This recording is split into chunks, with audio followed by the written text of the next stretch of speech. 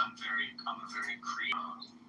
The strictest definition of the word create, i.e., like what religious people use it as, is something, i.e., the universe, Coming grassroots amongst the astroturf. Like, I just knew I'm arguing it for. And that's usually the way the believers or the people who posit the universe was created by God for some kind of like the magic. Did somebody say magic? Welcome there, Progressive. Can you Hey, boys and girls. I'm part of the mountain wizard warrior faction. I just came down from the mountains to fight you all because I think you're all weak and pathetic, and the fact that you're sitting here having a conversation during work hours on a work week is pathetic. How many times is Honey gonna do the same game? Abby escaped from Chernobyl.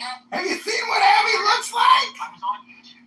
Oh yeah, I had this feeling. I actually thought about joining, and it was just your fucking chair. You can't. Hi, Joanna. Welcome to the room, Joanna. You have to find his other stuff. I think you're gonna. I don't think you have enough phones. I think what are you at? You're at like 28 phones. I think if you're trying to become mayor, you need at least 50. Oh, we're way past 50. I think he's at 100 now. Yeah, we're close to 100 cell phones in this house. 100 cell phones. Oh my God. Why does this faggot retard keep muting me? Stop muting me, Mark. You're too progressive. You're too progressive. And stop tricking all these creationists coming to your playroom. You're just gay, like Kevin. We all gay. It's like we're all creationists because we all believe that things are created. Right? I mean, whether or not you believe God created things or something else created things or nothing created things, we all believe in creating. by the definition of the word create, if you mean like you made a painting or you sort of were creative with a painting, then okay, I mean, if that's what you mean, but that's not what the word That is what I mean. I'm very creative. By the world or the universe coming into existence from nothing. I mean, what is nothing? The absence of something. But if there's nothing, then how can you have nothing? Don't you need something for there to be nothing? Yeah, This is relative. I think so too. Damn. Crazy stuff. We got some parallel opposites. It is. That's why I'm fine saying that we should consider as being a real feature of the universe. But when the theist talks about it, it gets messy.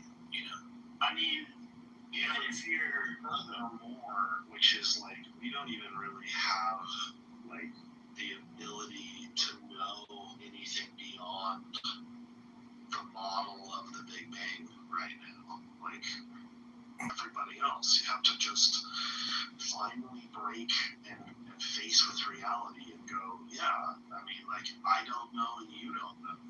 Nobody knows. I mean, And I have to be okay with that, and you have to be okay with that.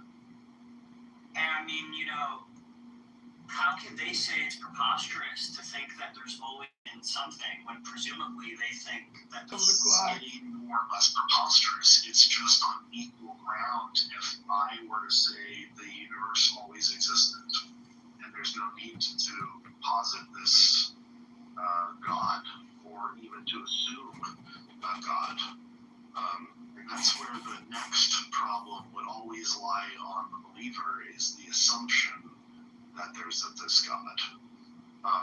Where if I'm just going to take it on the face value, I'm not going to take this stuff on an assumption. I'm going to go what I know.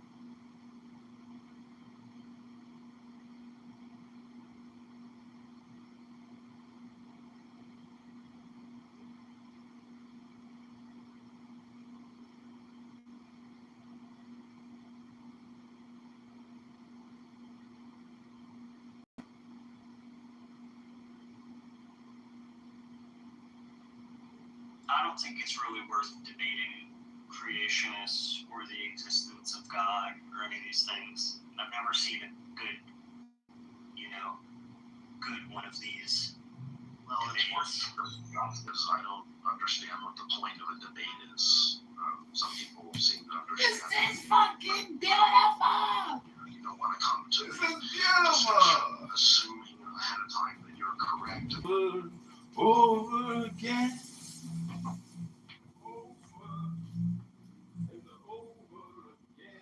I know, right? Like when you ask them, just like if you use like if you beat them to the punch and you just say, now look, I want to get this out there before we get into this. And you just say, hey, I'm not like Christians and Muslims. I don't believe that things just pop into existence out of nothing. Okay, and if you just put that forth first, they're like, wait, what did he just say? And now they're distracted. And they're like, wait, did he just say Christians think that way? And then they'll want to defy that in their minds, right? But then when you ask them a couple questions after that, they reveal that that's exactly what they think. And I thought you were going to say once they're distracted, you like kick them in the nuts or something. And then you scream that you've won the debate. March around with your hands up in the air in victory. I am the master of debate. I am the master debater. Do you guys ever follow any guys that debate on YouTube and stuff? Have you ever seen like Breakfast Tacos? Kevin, have you ever seen his channel? I haven't seen him, but I've watched my fair share of internet debates. Yeah. There's this guy, they do it like pretty frequently and they're trying to make a channel of themselves and all that. And it's pretty good. But what's funny is I was on there the other day and there's a debate that they were having on YouTube, and the opening has like this AI generated song. It's got to be AI generated, and it's kind of like this metal song that would make Roy this freaking puke. But it's kind of catchy and it's funny, and it's like the lyrics are hilarious, dude, because all they're doing is promoting this bath debates or what do they call it? I think they call it bloodbath. Yeah, I don't know. It's really funny, dude. Like, I'll find it and I'll post it. It's just like I had to give him props. I'm like, dude, that opening song is fucking hilarious, dude. It's so catchy and funny. I don't know. It's just funny. Like when you get into this shit, you realize the people that aren't afraid of like being, I don't know, counterculture or atheistic in their claims, it just becomes fun and games and humorous, and it's just like so funny. And then these other guys are like so serious and like dishonest. It's so fucking just crazy to me to witness this shit.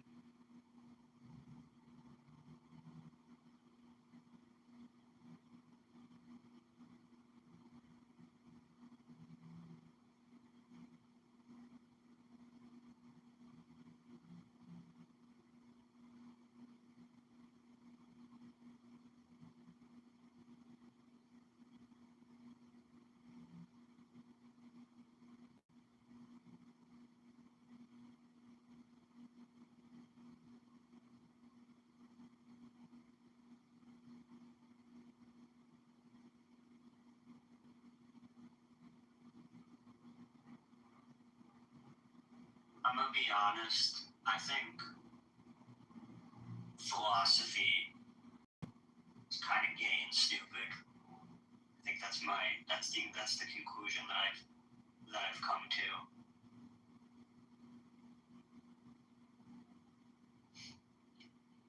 What would you say? Yeah. I think that like having a grasp of facts is very tedious and annoying to people, and if you, instead of like arguing the facts of a particular issue, you can just philosophize about it, and then no one can really like prove you wrong in any concrete way because you've developed some sort of reasoning system that's philosophically I get soundness and validity mixed up sometimes. I guess it's internally sound, but not actually valid. I believe the two are incompatible. You know, the criteria that you're putting forward of it has to be proven. That's where it fails actually. The philosophy fails there completely. And I can understand it looks stupid. But we don't have any other method to prove anything in reality. Or to prove anything at all. Yeah. And if you don't philosophize, you don't go to philosophy, then you're limiting yourself in life. You know, it's good to dream. Have a positive outlook on what's beyond, whether that's what it is.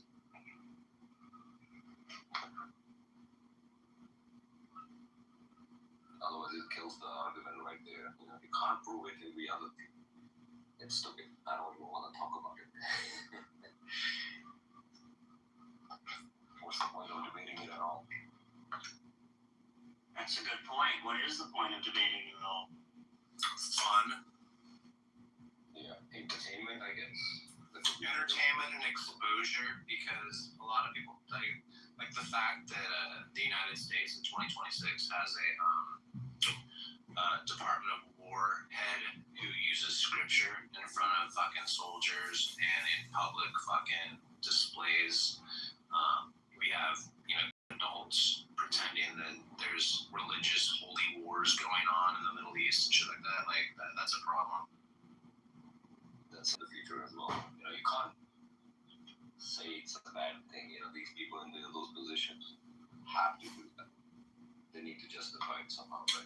No, they don't. Paula Dean, this fucking grifting, cheating fucking bitch in the United States, that is Donald Trump's spiritual advisor, does not need to be. Wait, no, not Paula Dean. That's I know. I'm just saying. I'm saying all these people. He said, no, it's gonna be. Wait, no, I don't think that's her. Isn't Paula Dean like the fat bitch that cooks? Paula White. Oh, maybe her name's Paula Dean White. I think Paula Dean is like the fat Southern lady that makes fried chicken and says the N word. Her name's. Yeah, maybe it is. I think this is a microaggression. You're getting your old racist ladies mixed up. It's called misattribution. Sorry, Kane. Paula White Kane, not Dean. Yeah. I mean, the fact that she slaps and just shuts the fuck up and doesn't call this shit out when Pete Hegseth is on a fucking national stage and he's talking to cameras and like military people who are grown adult men and women. Yeah, it's a fucking problem, bro. Yeah, I don't like it. I see you like to keep religion out of Kind of policy making should be using God as a reason to go kill kids. Yeah. that's a given thing. I totally agree with that. Unfortunately, that's how they to justify their actions. Who does more than the U.S.? Oh, yeah. Yeah, and what the irony is, the people who sit in the United States, with a cell phone in their hand, looking at their Instagram, not as correct as them, right? It's funny because the U.S. is just as complicit and just as guilty of the same thing. Absolutely.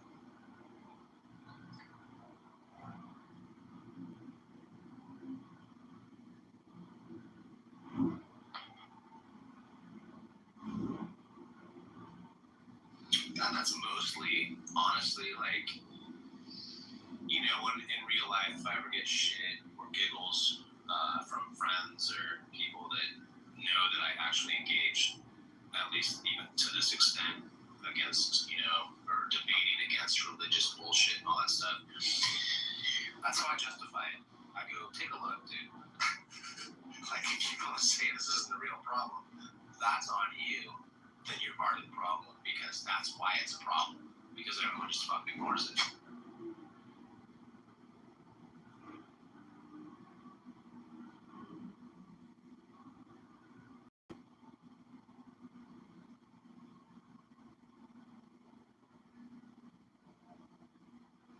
At least that's my opinion. I think it's weird when we sit around and go, wait, what? How did what? No, shocked.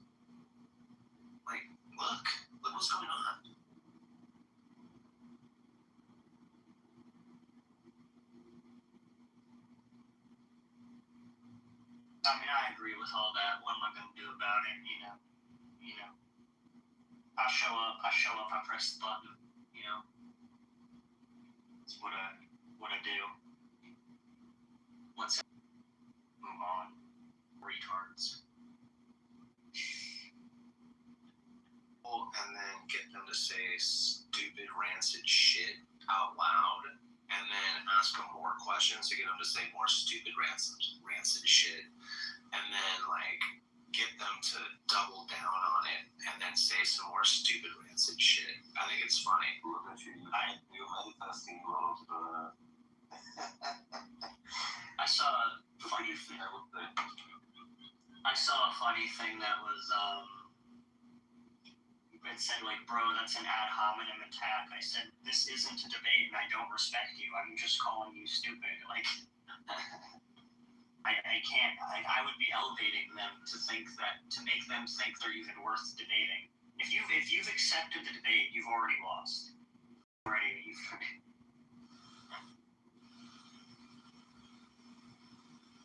Well, right, and technically speaking, most people misuse the term ad hominem, just like they misuse the term begging the question. I see it all the time, dude. People it's crazy, and so like, it's just, they don't like that you said something mean about them, therefore it's ad hominem, and that's technically not what ad hominem is. No, yeah. If you like give a thoughtful rebuttal to their point, and then afterwards say you're a retard, that's not an ad hominem. From my understanding, at least.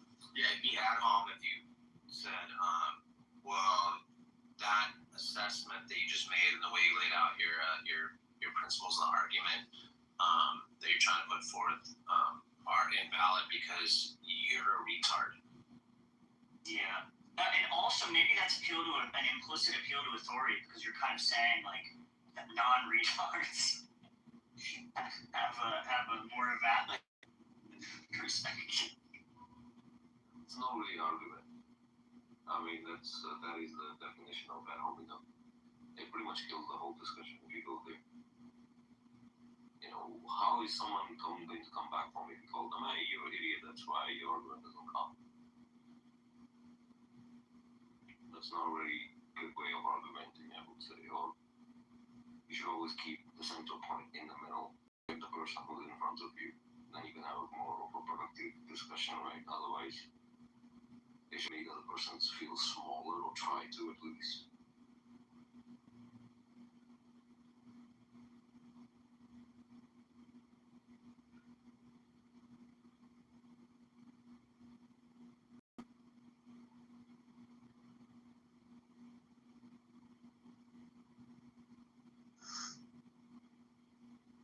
Hey, Badger, I didn't even know about this Paula White Kane person. I'm reading about her. It's crazy. It's embarrassing, dude.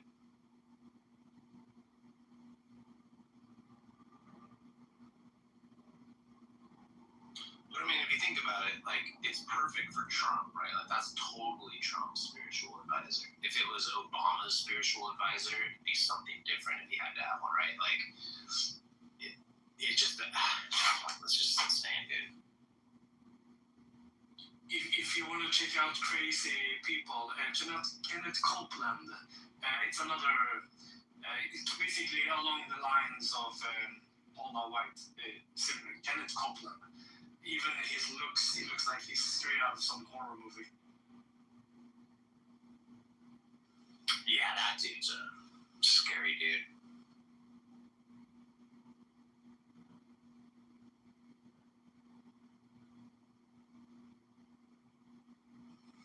Jeff, Mr. T. Good and cool. What's going on, guys? We were just pitying some fools. As we do.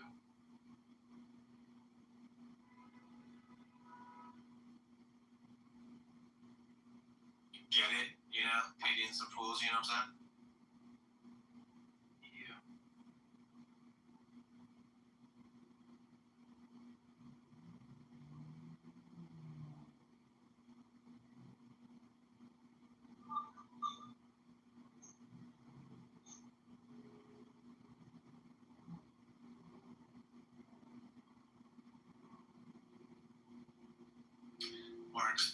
creationism thing. Why is it like every time you talk with a Christian and you get them to like start explaining themselves about this creationism stuff or whatever, they just like they go to the most rudimentary bad reasoning. Like they start talking like about buildings, cell phones, computers, and they like try to make this analogy. It's just so bizarre to me that it's missed. You're talking about the classic watchmaker analogy? Yeah, essentially, yeah. I get confused a lot of times just in a response. Like, I don't even know where I'm even at. Like, I'll hear them go and they'll give me some response, and I get lost on like where we've taken a left turn already, and I don't even know where we're going.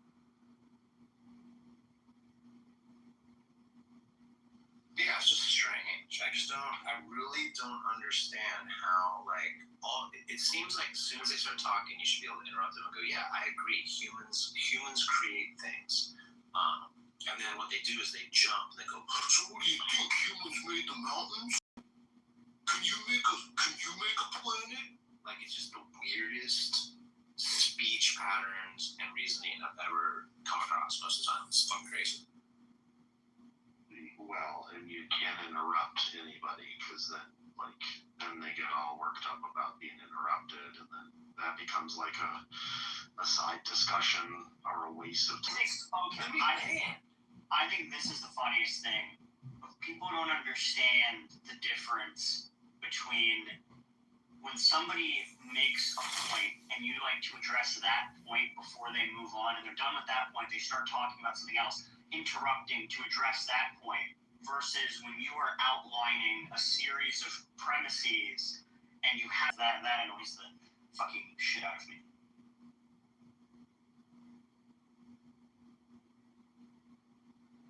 Just unaware of it and it's subconscious, so like it's always defensive, and so that's just where they're starting, and so it just gets like that and becomes a shit show.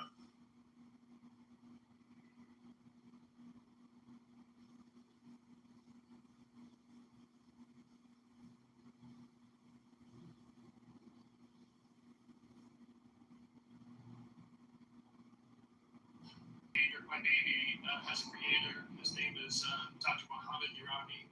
He's the part of the creator of my child.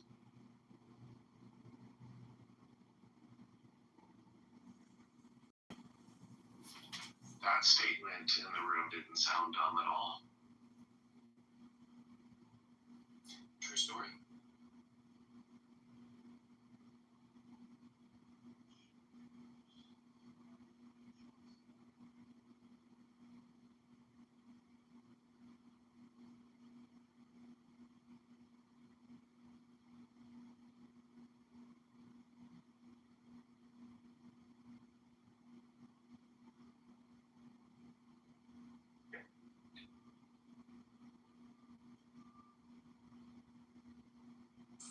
Hey, Rust, are you a Muslim?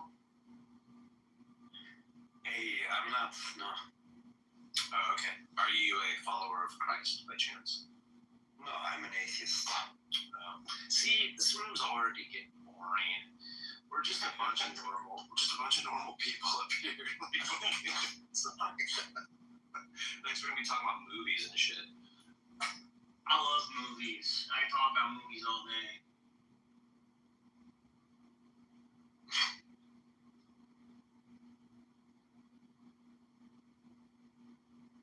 All right, everyone has to. Okay, after this, I'm gonna say break, and everyone has to leave the room and go grab Christians and Muslims and bring them back. Okay.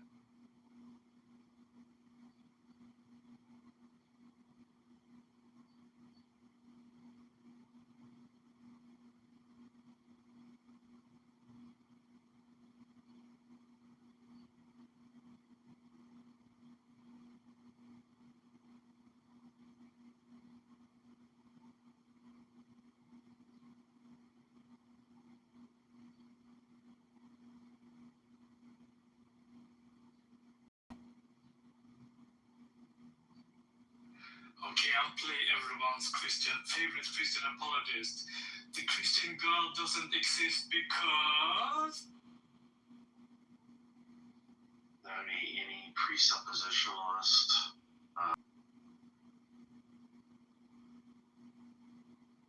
And lately, by the way, last time I went into Israel, Christianity is like trivially easy to just.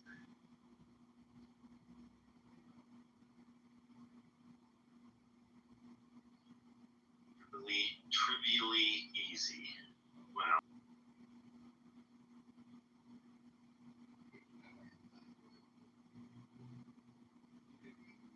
okay, so everybody's quiet in the room. The reason of the room why I name it creationism, because I get into the discussion about creationism with believers, and lately, within the last month or so, and it's been in the news, which means it's been in the real world scientifically discovered longer than it's been in the news. We have developed this synthetic biological organism that replicates in the lab like life. This is going to have profound sort of repercussions when it comes to health, drug productions, chemical productions, all down the line. It's just going to revolutionize a variety of different things in particular aspects. Now, this would seemingly disprove creationism because here we have a thing, a biological cell or whatever, that we have been able to make or create, quote, create.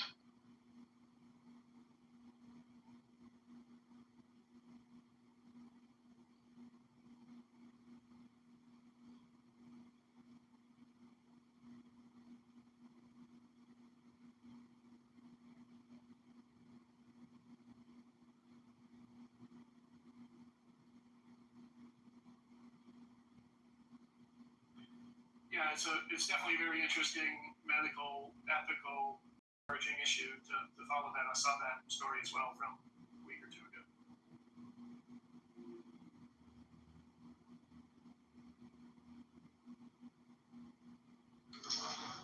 I don't know.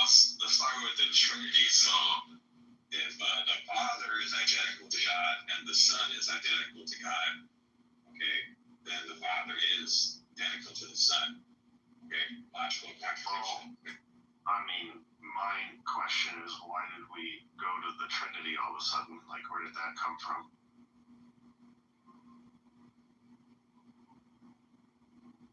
I wasn't paying attention to what you were saying. My bad. Sorry, I wasn't paying attention to what word that you were just saying. So, I forgot everything. Oh, well, I said Christianity is trivially easy to disprove. That's what he said. So.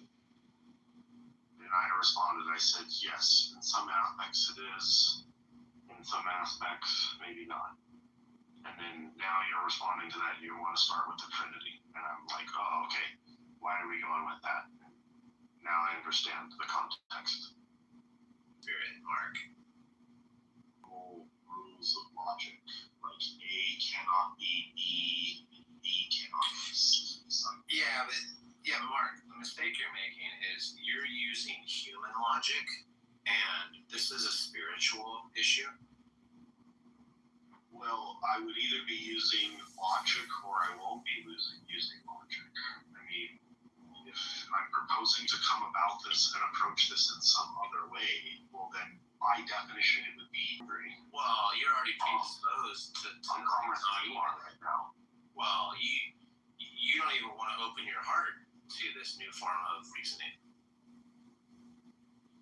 Well, what does that have to do with anything? I'm here to talk about logic. There's no point in casting my pearls before swine. We've moved on from logic to now my heart. I'm confused. Well, if you see, look, Mark, have you You even fucked asked? up my whole walk here. I was going with something and you messed it all up. Have you even asked to have the Holy Spirit get inside of you? I have actually when I was younger, and not in a weird gay way, But I mean,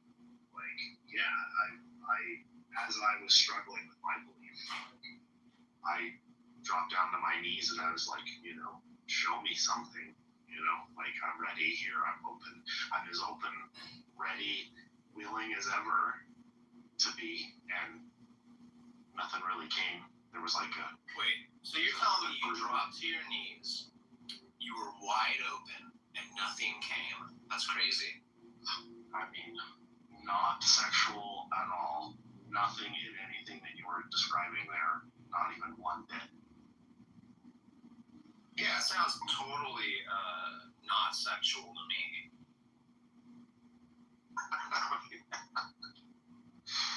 I always wondered about that. That's always so weird. And then there were times when I thought I had like some spiritual sort of like force. Like people will say, like they get goosebumps or they get some kind of like a weird feeling or whatever. I can get that same feeling now. It can be reproduced via like a really cool music. Like I'm listening to some amazing music or something like that. And then I'll get that same feeling and I'm like, oh, it's the Holy Spirit working. Oh, that's right. It's this great music. That's what it is. Or this amazing movie or this amazing feeling I'm getting from like the story being told. Yeah. Yeah, but see, that's just because you're already biased, right? So the thing is that is actually Jesus. Mark. Nicholas, tell me about creationism. I don't know anything about it. I wasn't there. I wasn't there either. Therefore, we can conclude it's false, right?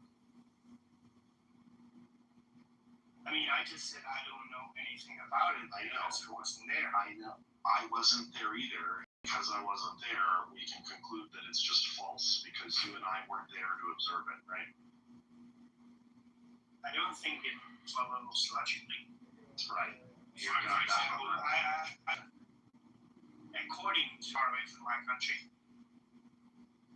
so I could be wrong.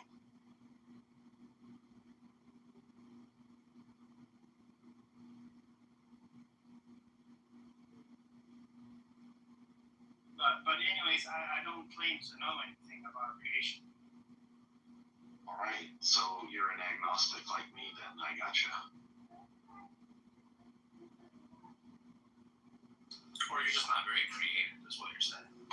You make some shit up and you go, it was God that made the earth in 7 days and he spoke in things into existence through a mouth that he doesn't have, right? Not a physical one. And we want to then backtrack on the very first thing that we were even trying to describe. So it's good that you didn't make stuff up there, Nicholas. I'll just give you that. So that's great.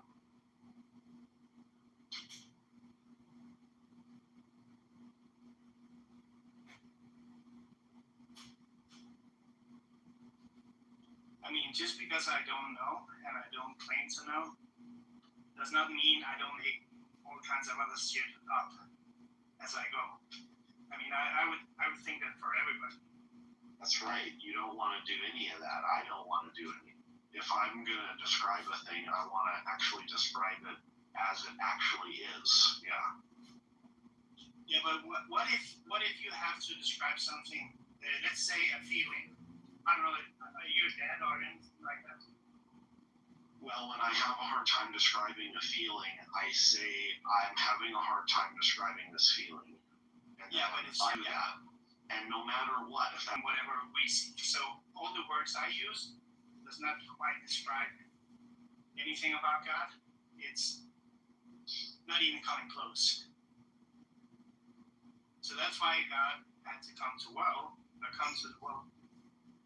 so that we might know him. Now, the thing about the difference in what you're talking about here is like when I'm talking about a feeling that I have, like that I'm having a hard time explaining, that I use analogies, that feeling that I have is actually real in the real world. Where a God, we don't know if it's actually real in the real world or not. Like the feeling that I have in the real world. But you would agree that most feelings are pointing to something real. The feelings and everything in the real world are all going to point to something in the real world, or they may not point to something in the real world. I might actually have a feeling for things that actually don't exist. I might have some concept in my mind that there's a thing that's happening or a thing that's going on in the world that's not actually happening. and I'll have a feeling for it, and it could be pointing to a non-actual thing in the world. So that's the funny thing about feelings, is they're purely subjective, and that's kind of the problem. You don't want to go off of anything based off of a feeling. Like, that's the And about, for example, knowing what they mean, not based in truth. For example, it could be, does this person like me? I mean, that person could not be even thinking about it. Or I could come up with many ideas that me having ideas about other people and other people not even thinking about me. That could be one way of showing that, of course, you cannot trust your feeling, but I think that's because your feeling is broken. That's something you've learned. You've learned to guard yourself. You've learned to protect yourself. That's the mechanism of extortion. That's the mechanism of lies. Because one girl screwed you over. You think all girls will screw you, but that's not the truth. But you can live in a lie that tells you that all girls are only out to screw you over. That's gonna be a lie. That's true. Yeah, you mean all girls are just after my money and really mean? Heck no. Oh fuck, that's refreshing. I thought actually kind of was at this point thought all women were just really mean and out to get me. It's good. I mean, I get your. Yeah, I'm just making a joke. I'm just joking. Yeah, but to be serious, I think it's very noble that you're correcting it in some way, shape, or form in your life. You're taking yourself. And in that joke, it sort of reveals a hypocrisy in what you're describing when you're talking about. The things that you're talking about are not actually true, or not universally true. Represents to be some nuance. One's identity. You really have to be humble. You don't really have a way to prove there's a God, and I don't really have a way to prove there's a God. And we just leave it at that, because there's no way to really know if this thing is the case. No, there is. I don't claim to have a way to prove there's a God. I do. I can only claim that he was there for me when I did. I can claim that there's a way to empirically investigate whether or not there's a God. You just ask, are you a God in particular? Are you a Christian?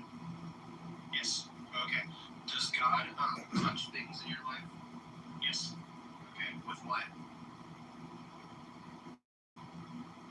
He just touches him. With what? Whatever. With what? He don't need hands to touch. I know. I didn't say anything about hands. What's the mechanism? This is the part that they can't get past this. I just thought of this earlier when I was getting coffee. Your God's immaterial and not physical, right? I want to show you the elves fly genocide. So Look at all the maggots in there that they have out. Because I go with the flow that God is love. And love is by definition self-giving towards somebody else. It has to be freely given. Therefore, anybody can do whatever they want. That's already contradictory. Like, are you a Christian? Yeah. Oh, yeah. That's not freely given. There's all these little hurdles and things you gotta do, and you get some backlash from the boss if you don't do it right. Like, what do you mean it's freely given? And so in the same way, I think light is a good analogy. I don't know. I think it's a false analogy, actually. Okay, yeah, but So does God want me to go to heaven? yes.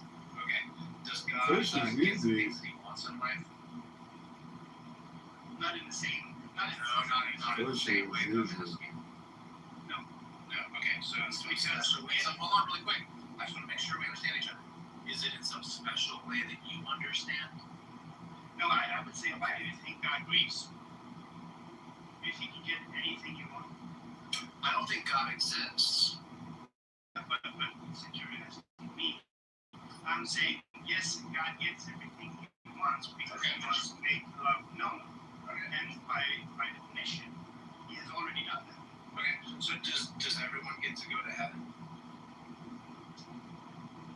I think when portrayed with two choices, either being relationship with God or reject him, I think there's a genuine chance that somebody might reject him. Yeah. So does everyone get to go to heaven or not? Everybody gets to go to heaven, but not everybody wants to. Does God want everyone to go to heaven? Of course, but he doesn't Okay. force it. And that's why I say he is love. Yeah, he will never force it. Yeah.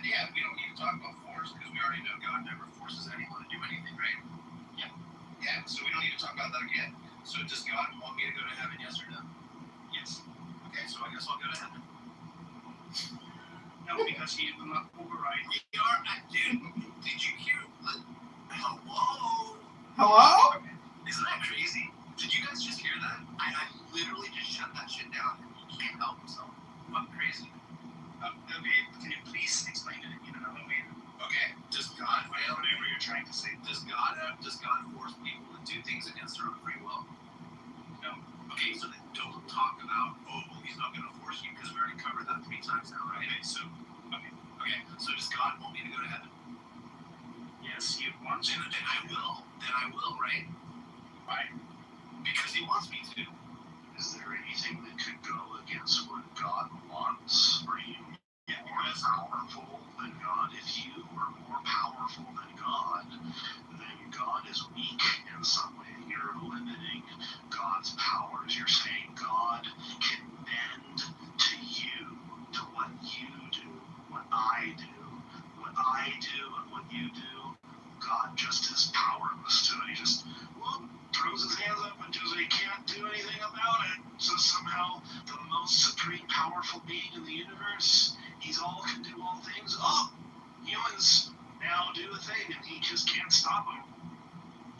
I mean, it's a very good question, but I haven't said he can't do anything about it. Maybe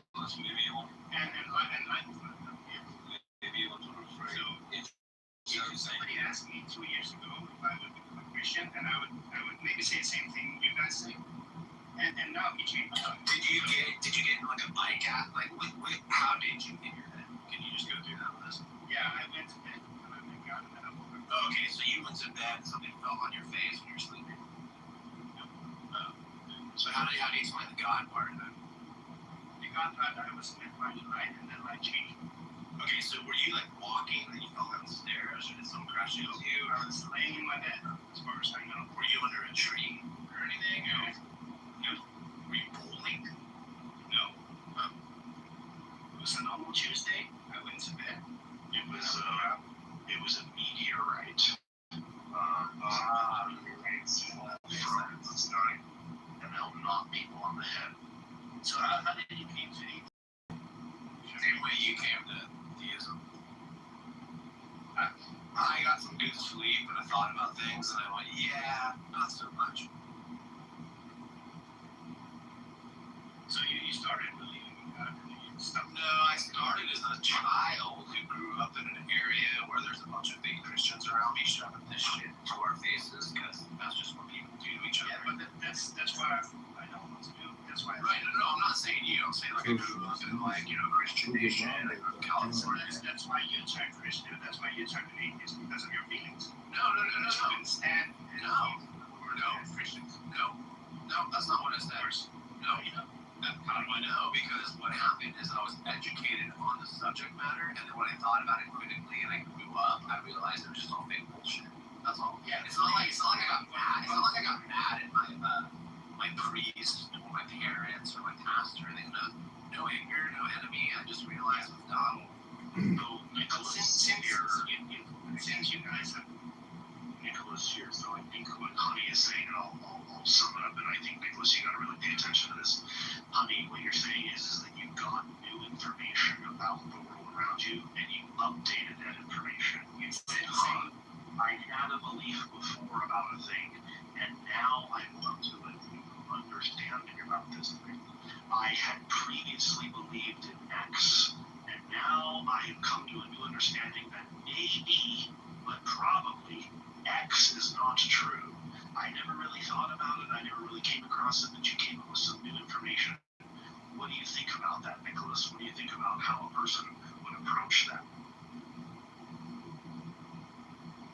mean, I think it's bogus. I think it's based on his emotions, and you try to explain that away with reason. Wait a second, hold on. Nicholas, really quick. Again, am I going to heaven? Because you were hurt as a child.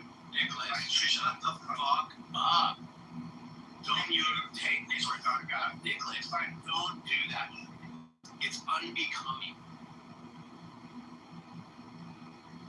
I'm just letting you know, it's cringe, dude. Don't do that. It's so dumb, dude. Just for future reference. It couldn't be possibly, Nicholas, that somebody could come to this through reasoning. No, you have to come up with some bullshit lies to say that a person came to this through some emotional hurt in their life. And all that is you coping with this lie in order to make you feel better that, hey, maybe the thing that you think is true doesn't have a whole solid ground behind it. The thing that you already admitted to in the very beginning of the room that you say, you don't know, you weren't there, you don't have any information as much as I don't have information. Now, if you weren't there to see the Big Bang, would it be fair for me to say that you were emotionally traumatized as a kid about what you don't know about the Big Bang? How fucking dumb would that be for me to make that shit up? So, Nicholas, come on, you're better than that. I don't want to have to talk down to you like you're a dumb fuck. No.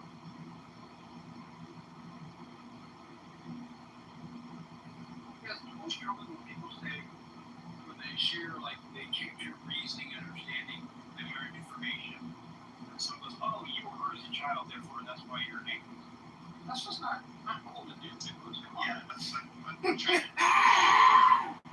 He was telling me. Nicholas triggered them. A bunch of Christians, and he saw that they were bad Christians.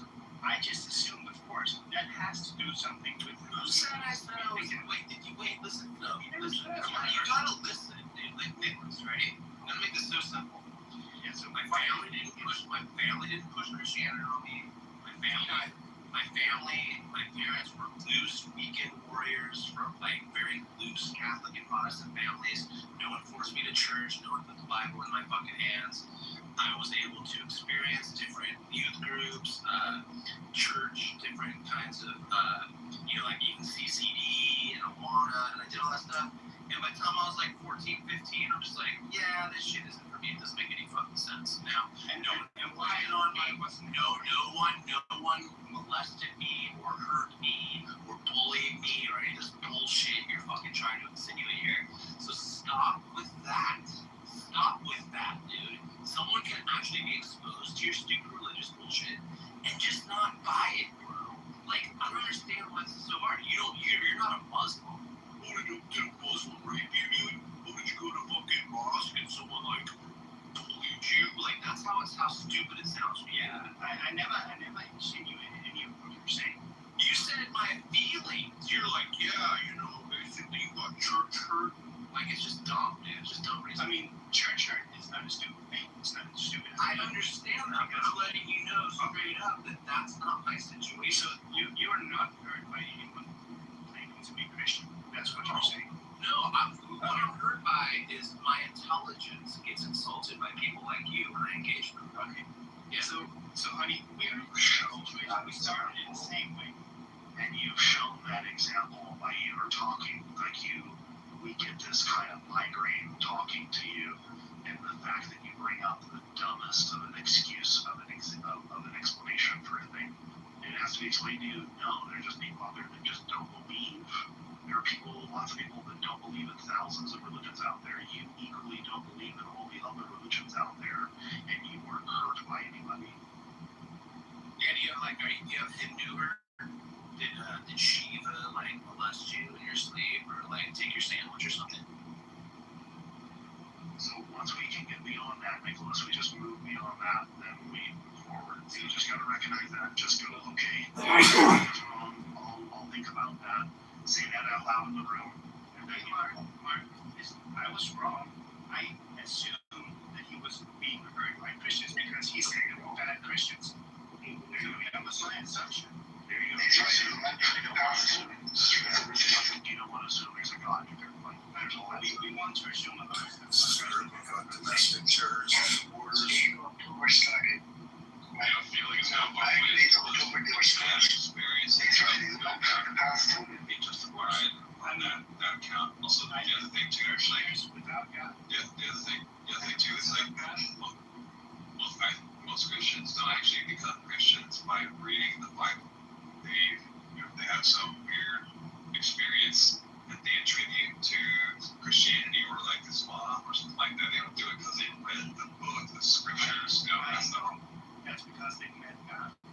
So, and then they are trying to understand the Bible through the experience they had. I totally agree because that's how I came to God. I don't believe God because of the Bible or Islam or any other holy book. I believe it because I met him. That's why I'm a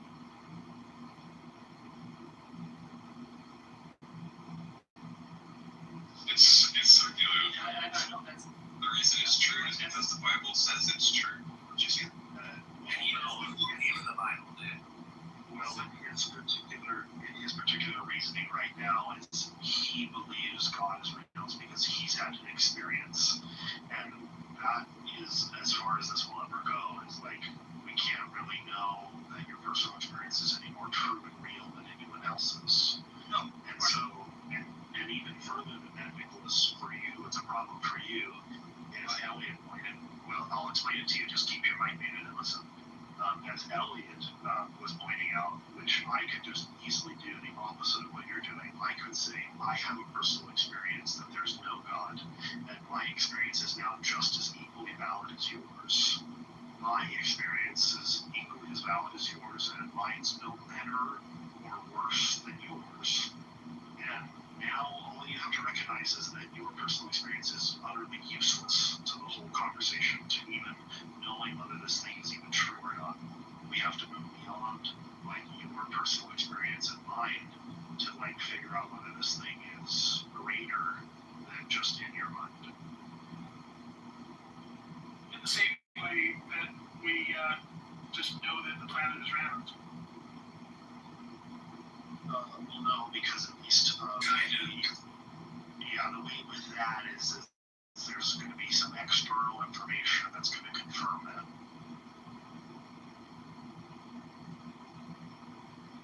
The planet's not an open experiment because it's in our mind. Because it's objectively true. Reparation? Now you're going to run, and then you're going to run into the biggest problem again, where we're right back to the same experiencing this stuff as a circular reasoning here. Is like that flat earther could say they experience the earth being flat. When you go outside and you look around, it's from their experience the earth is flat because that's their perception of the matter.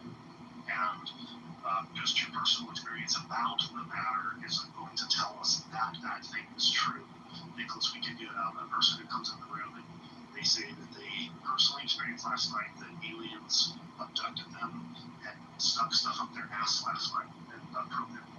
Why did aliens come down on Earth and like sexually assault human beings? Well, it's for research purposes. Like you can come up with all kinds of explanations, but you just personally having that experience does not tell me that aliens are out there and they sexually assault humans. Because now that's a double thing. Like maybe aliens in fact are out there, but they don't sexually assault humans. Like they're out there somewhere in space, but they've never encountered humans. You know. But Nicholas, like, are you a Bible believing Christian or just like a personal experience anecdotal Christian who feels nice about Jesus or something? Like which to both?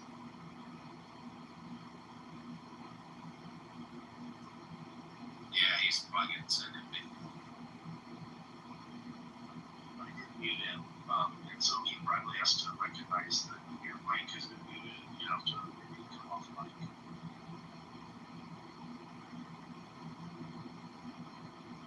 You really need to tap out after a while, Nicholas. Like this happens often where like a believer will get frustrated with the conversation because it doesn't always go their way. They start to recognize maybe things that they think that they're right These about. people are insufferably stupid themselves. It's so funny. And they just are too busy with their own fucking personal life to have the conversation about their fucking God.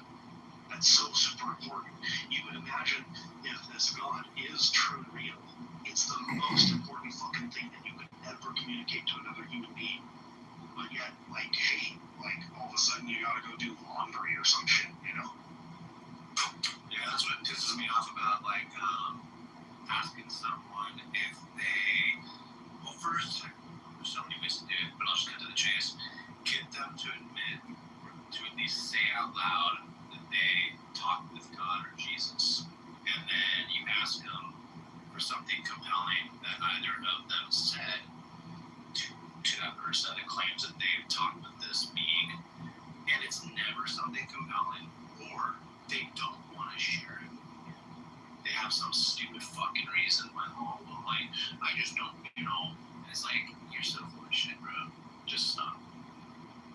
think if somebody has a communication with a deity or a god like Jesus, you say, well, communicate something profound to me, like a mathematical equation to a formula, or something that would like solve world hunger, like maybe like a device that I can put together from crude materials and like magically it'll produce like food or energy for people. And no, it's never that. Yeah. Or none of that. Like that's the thing. So that's part of the problem. So right there, if I was a Christian debating you, Mark, I would hone in on that and I would take a totally different direction. And because you gave specifics like that, that's what I would attack. Whereas I just go, hey, tell me something compelling, like the best thing you heard from Jesus in the last like couple years, or if you have a personal relationship with Yahweh. Something you heard from Jesus in the last couple of years, like in the book? I want to hear some information. Share with me the good news. They never have any good news to share.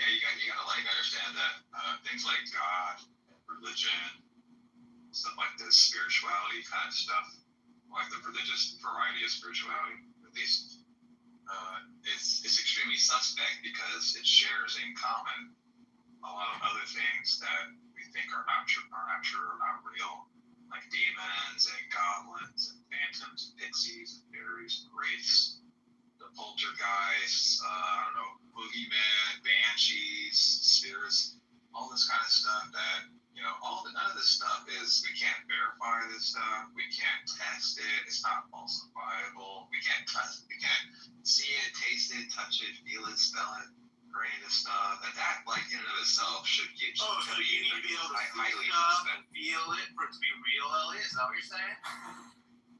So Is that what you're saying? So I came in late, but I think, am I correct with Nicholas saying he wasn't a believer, then he had some experience, and he met God, and now he's a Christian? How did he become a Christian after just meeting God? Did he meet God and Jesus, or does he say Jesus is God? I mean, I'm curious. I don't know if Nicholas can elaborate on that or not. Remember, Nicholas, you are muted. You can freely speak anytime you want. I think he's long gone, dude.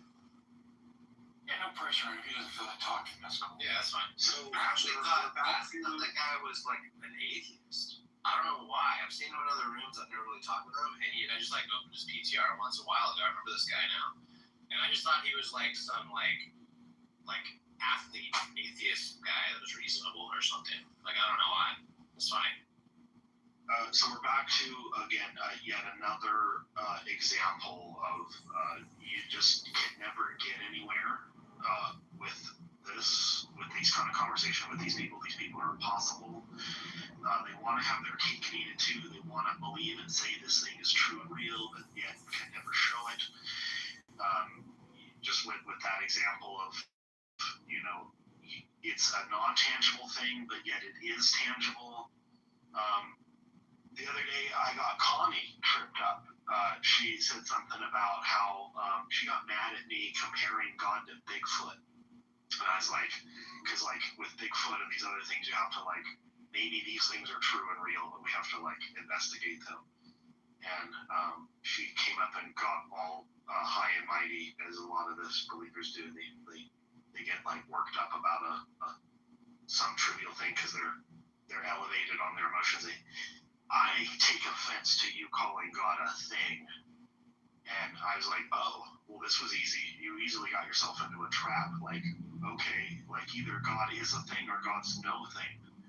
So, like, so I'm agreeing with you. If God's not a thing, if you disagree with that terminology, then God is no thing. Nothing, yeah. I also have to point out here that when people say that they have experiences of God, they're kind of just begging the question when you experience that they draw inference from the experience to the conclusion that it was God. When really what they're doing, like any number of things, that could have been an experience of any number of things. They just chose this inference rather than some other one.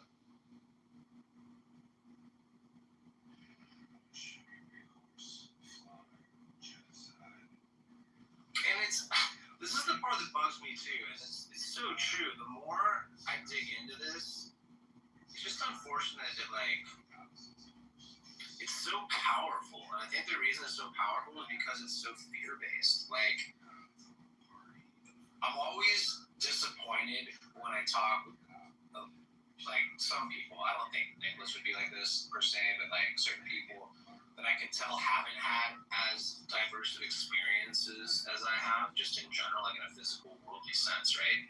And I'm not I've never been squirrel flying, like squirrel suit flying, or like jumped out of a plane, and I've never been like big wave surfing, right? I'm not claiming some like special powers or privilege, but just like I can tell when someone hasn't experienced the things I have, and I feel like they diminish my experience when I tell them about how significant things have been. It's like they have to write it off because it doesn't involve God or spirit or something. But if I explain it in a way that should be compelling, at least to someone who's open-minded and creative and empathetic, I feel like I get dismissed. I'm like, how can you not like understand? Like, yeah, you told me a story like that. I try to be like, okay, yeah, I can see how that would be a powerful, emotional, human experience for you that's significant. That makes sense. That's a powerful feeling. And it's like they just don't value it, and they want to push this like God notion. That makes sense. I'm just trying to. Yeah. But do you think part of the reason why is that in part it's genetic? Like there's the cultural aspect of it, but there's these ideas about evolutionary psychology that kind of point to the fact that the belief in all those ghosts and goblins and gods and garbage is fear-based, but it's essentially it was an adaptive trait that had a lot of utility in our ancestral environment, but is a maladaptation now that people struggle with, basically. Oh, entirely. No, and just even the what is it? The false positive recognition trait that we carry on as well. Just like that's all tied in our parasympathetic nervous system and blah blah blah. For sure. That's why I always just try to say when I start off with these guys, I'll just go, do the same thing you're doing, bro. Like you're not doing anything baseline, fundamentally Maslow's hierarchy of needs based. You're not doing anything differently than I am. We're doing the same things. We just have different experiences that we're like, that are deterministic in a sense, right? That I did not control. I did not control when I was born, that I was born, geography, my parents, my first schools, all that shit. I didn't choose any of that. And neither did you. And now here we are, right? Yeah, it's really interesting. The top two predictors for which God you believe in and which religion you are a member of is number one, the God that your parents believe in, and number two, the geographic region where you are located. Those are the number one predictors of what your beliefs, your religious beliefs are. Why is that a thing? That shouldn't be a thing. Yeah, God shouldn't be restricted to geographical boundaries.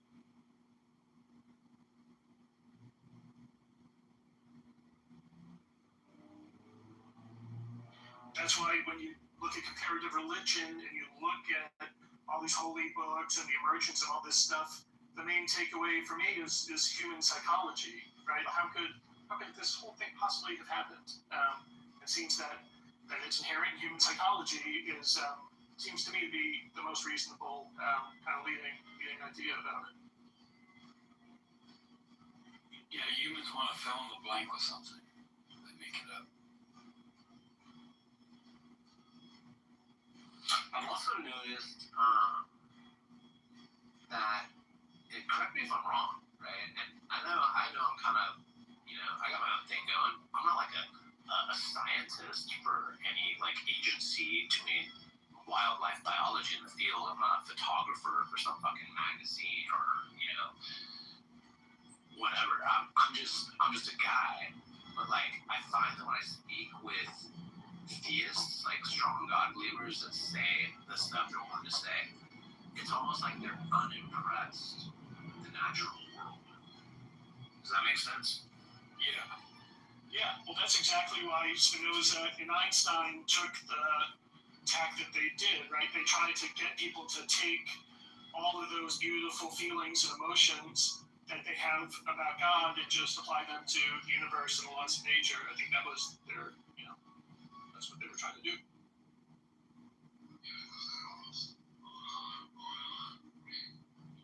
It's also so many turns too, right? Like not only they're unaware of other species in their midst, right? Like very few theists that I talk to can name, like 5 birds in their community, wherever they are geographically speaking, right? And then they act like, oh, as an atheist, what you think we're just a freaking bag of chemicals, just like randomly bumping into each other, and it's like, really? I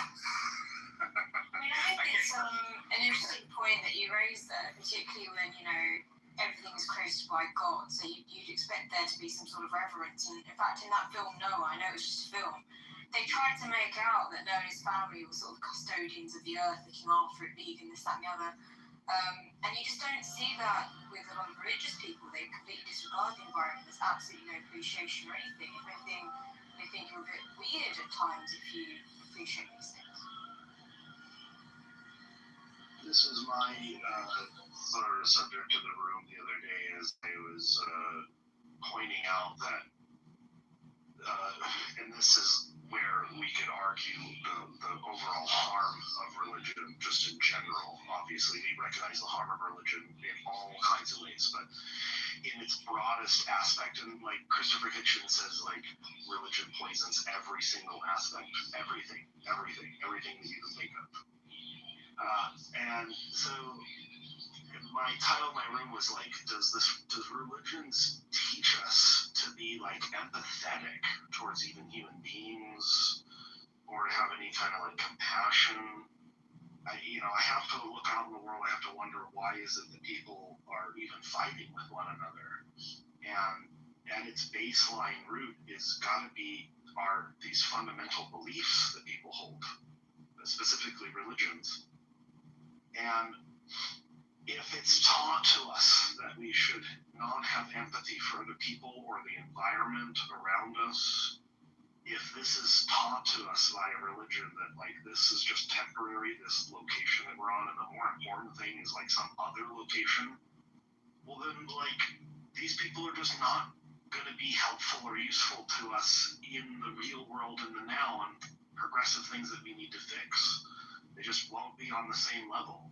It just will not happen. So I see the big issue in this, where it's like these sort of people are like pod people. Their whole principles have been hijacked by some other principles that are detrimental. And I think often the problem is that they don't actually have these principles, not in a way where it's entrenched within them, right? Whereas I think a lot of people who don't have religion, they don't need this extrinsic accountability, like, oh, because I don't do something, I'm going to be punished for it. And that's why people who are properly into their religion, you'll see that they don't actually come out with the craziest things. They're very peaceful, they keep to themselves, they don't try and impose on others. It's the insecure people who are performing, and I think in themselves they know to an extent that they're performing, but they get very insecure, and so they just take it out on other people.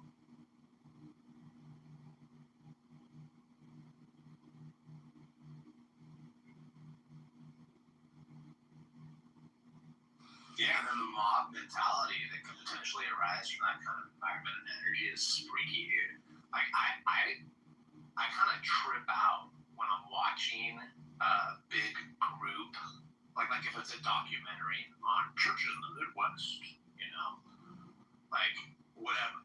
And I watch this group think, and then they show like some of the dark sides of it, of like, sexual abuse in the church, and how they'll kind of push the victim aside and go surround the dude and like pray for him, and just like really offer warm hearts and forgiveness and stuff. It's like fucking so weird.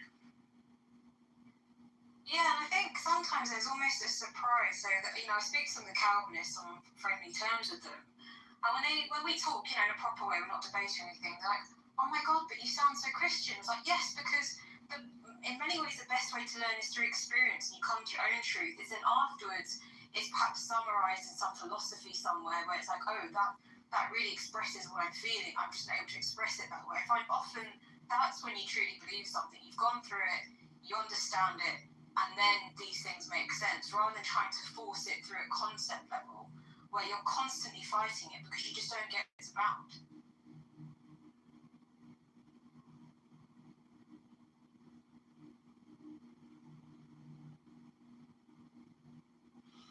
Yeah, it's just kind of, I guess that psychology, again, it goes back to the sociology, right? You got a bunch of people that feel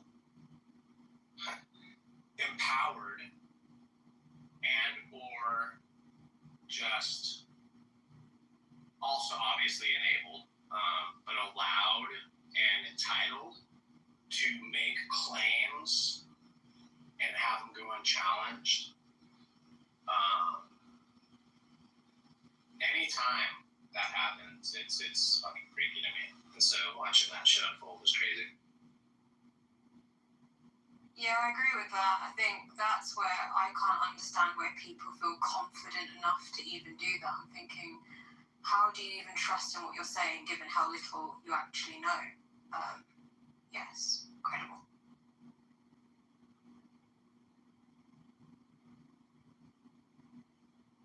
And then we joke about using the Dunning-Kruger effect, as a one-liner, haha.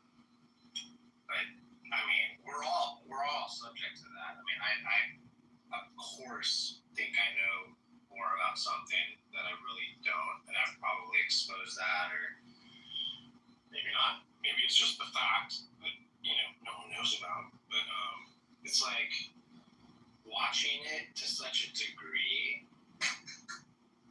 It's just so fucking weird.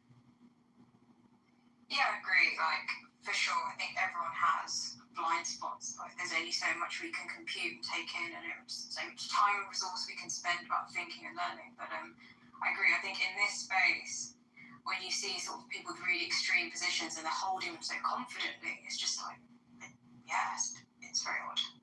Yeah, but again, I think that's due to just the fundamental nature of how the brain works. Like the brain is a tool that is constantly receiving incomplete information and needing in real time to synthesize, a nice little beautiful poem, called your life or whatever.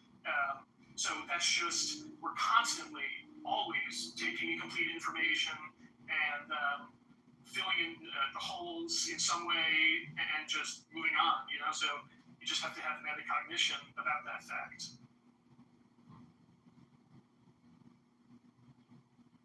Yeah, I agree. And a slightly adjacent topic makes me question sort of our dependency on external tools to now even hold memory for us and do our thinking for us, like AI. I kind of think, oh gosh, like, where does this sort of end in terms of going around with incomplete information given these innovations? But as I said, an adjacent topic, so I don't want to move on to that.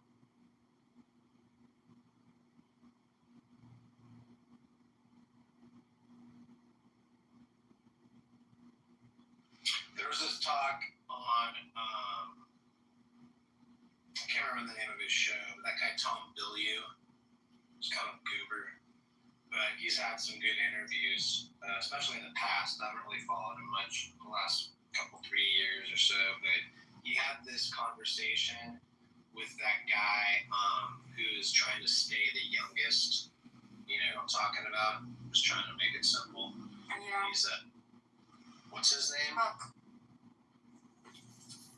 Peter Thiel. No. He is a billionaire, though. I know Peter Thiel's he's really into trying to live forever. Just give people Brian Johnson. Yeah, Brian Johnson. He used to be a Mormon. He's his name's Brian Johnson, and I remember that because now I remember it because I remember thinking in my head, just remember this name super plain. Like, who is it? Brian Johnson. Like what? He was talking about about some shit with Tom Billy that was like pretty. I'm gonna go back and look at it. It's from a number of years back, probably like 8 to 10 years, even at least 6, 7 years.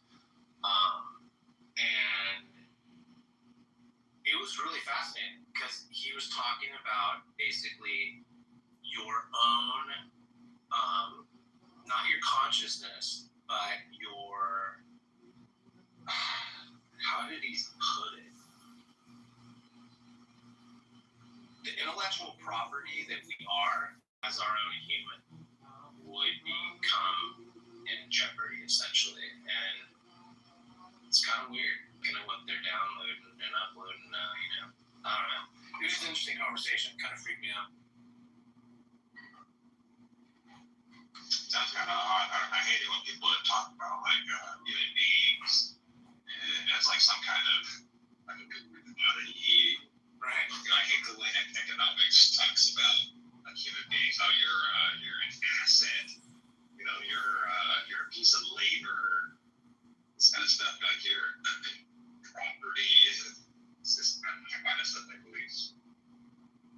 Yeah, but equally, we've always done that. Even when searching for a potential mate, it's always been, you know, what assets they have. Perhaps not in the same way we do now, because things have developed. It's always been, what can they offer me on some level, right? You want the fittest, you know, the healthiest, whatever it might be.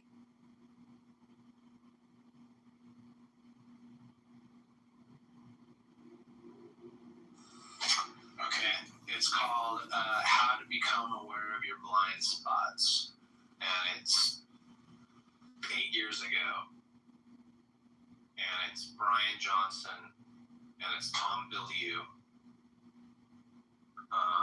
on impact theory, which is actually a good resource. I did check in with his stuff a lot a number of years ago. That's how I came across this, because I was pretty regularly watching or listening to his interviews with guys. So yeah, that was a weird one. I just remember this one specifically. There's a few that I remember, and this is the one that made me, based on what you said, Nadia, made me go to that, and then interestingly become aware of your blind spots, and that's exactly what we were talking about. Nice, I'll check that out.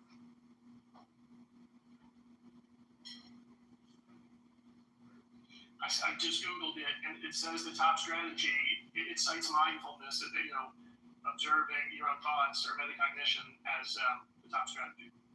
But there's many other strategies.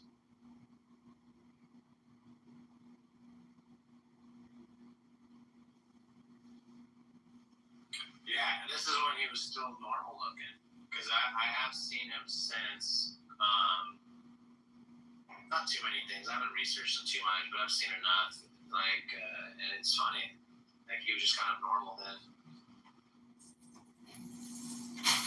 Yeah, I think, I mean, it's not true for all of it, but it's certainly a true for some of them, like, for instance, yesterday I was talking to a guy, I don't remember his name. I forgot his name, but anyways,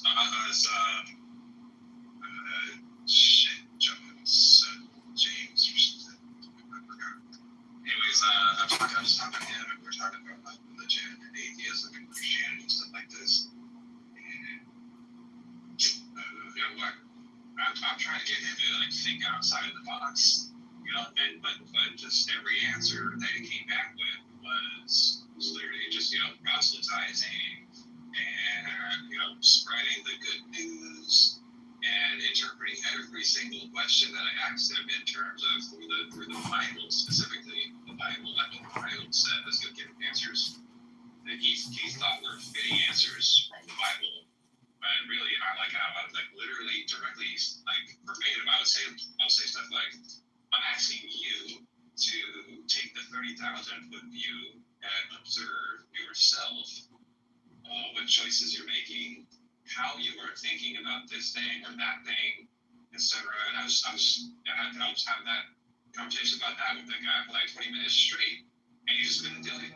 Every single answer he came back with like a quote, a verse out of the Bible, or something from his theology in particular, and he just could not bring himself to what Jeff is talking about, where you guys are talking about mindfulness, being like just thinking about how you are doing things. I don't know, maybe is it like a weird mental block? Is he just stubborn? No, it's called fucking indoctrination and a fucking mental virus.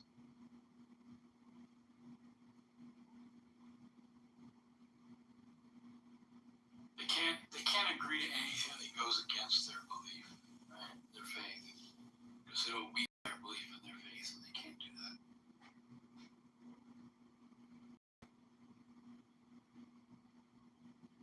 They can't even agree that they set their alarm clock in the morning and it helps them wake up.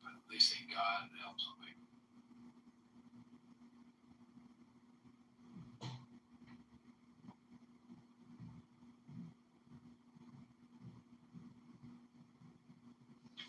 That's funny.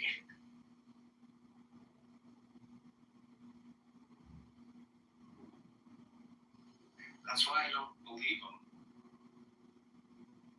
If someone said that to me with a straight face, and I said, "So, do you have a smartphone?" And they're like, "Yeah." I'd be like, "Okay," and I just laugh. Got a client that plays poker. He's on the spectrum. He's really intelligent. He counts cards and he wins quite often. And every time he comes in for a session, I ask him, "Hey, so how was poker?" "Oh, God willing, I'm winning. God willing this, God willing that." But then when he doesn't do great, I didn't do so great. He doesn't say anything. He doesn't say anything about God when he does. Yeah, George Carlin said a skit like that about when in football. Oh, Jesus, thank Jesus. Jesus, according to them, Jesus is never defeated. Right. He only wins.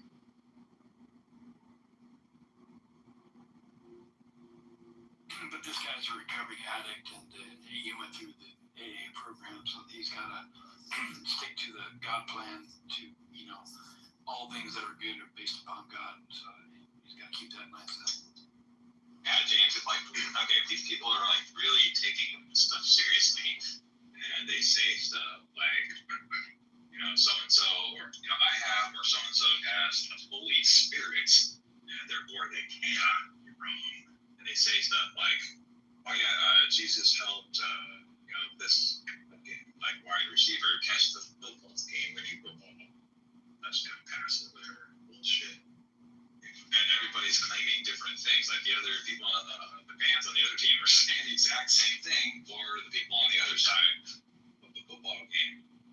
Or like, if that's too stupid an example, like people do this all the time, like more serious stuff. Like they've got privileged access to God, and other people don't have it. Or like, if I'm reading the Bible to somebody, putting a verse out of there, and I say something, they go, "Oh well, the reason why that's wrong is because you're an atheist. You don't have the Holy Spirit." I mean, if they're taking this stuff seriously, they can't be true.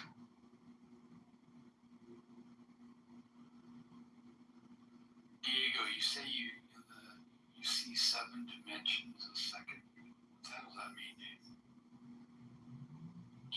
I'm just being funny. Oh, that's a good one. It's a knee slapper. Wow, I gotta write that one down.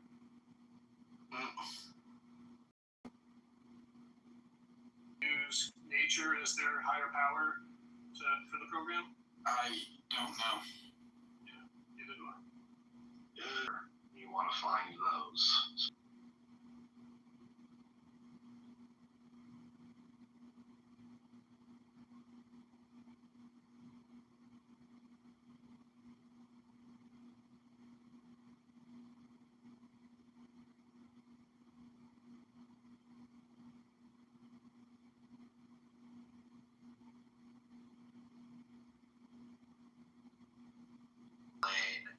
How how do you explain that design? Things exist. However, I don't attribute it to anything other than actual causes based on So you don't know. explanation. So you don't. Right, yeah. Yeah, I can say I don't know. I got no problem saying that. Yeah, that's what I thought.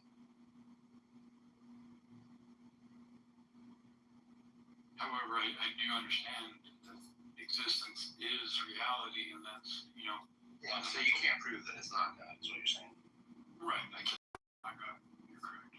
Yeah, that's why we know. Because see, this is the problem with how you guys function, is that without the Holy Spirit, which obviously you lack, you can't really read the holy books in the proper manner. And I would just recommend like maybe starting there. Have you read the Bible, JCC? Bits and pieces.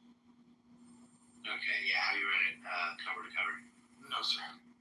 Yeah. You gotta get back to me after you've done a little more research.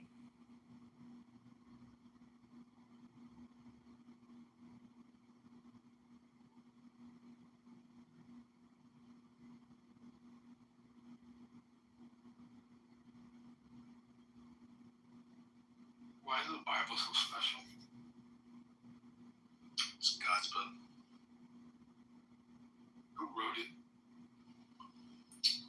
Well, what do you mean by so when you say right, what do you mean? Well, it's a book, meaning it has words on paper. How those words on paper come about? See, so when you say come about, can you explain that? Yeah, like I can write a letter.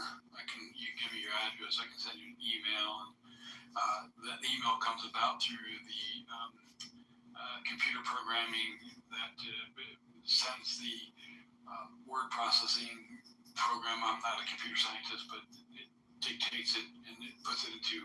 Okay, so you can't really explain it then. And then but I can write a letter to you about your address and your email and your. I have an envelope with a stamp. I can write you a letter, and it comes about through my cognitive ability to take what's in my thoughts in my head that I want to convey to you, and I can have my motor on paper, see the ink of the pen that touches the paper, that gets put onto the paper, and I can mail it to you, and that's how it comes about. So that's how it came about. So human beings wrote it.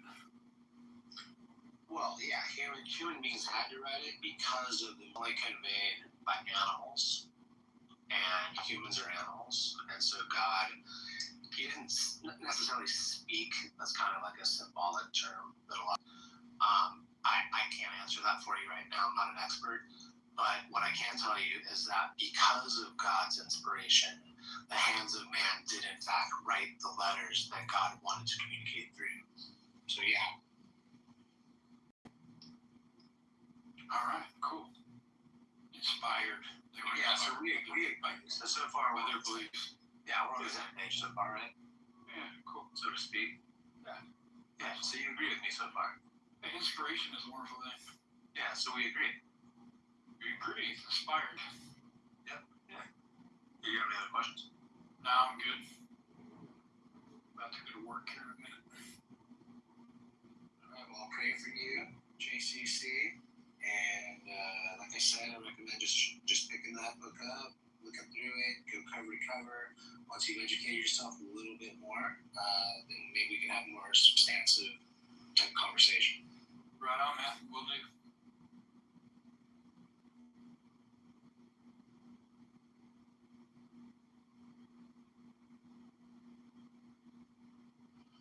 I like JCC. He's a good guy. He'll probably learn,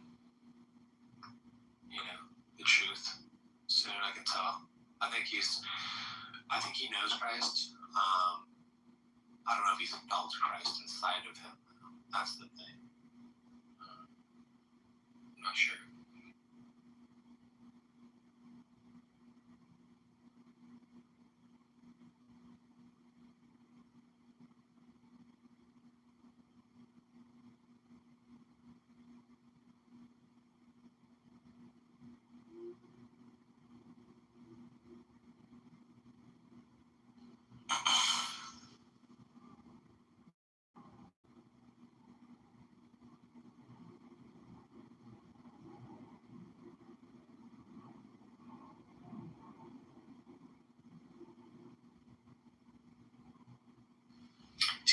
still a Muslim? No. When did you decide to deny Islam?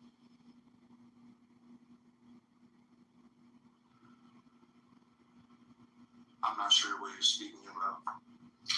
Do you accept Islam? I do not.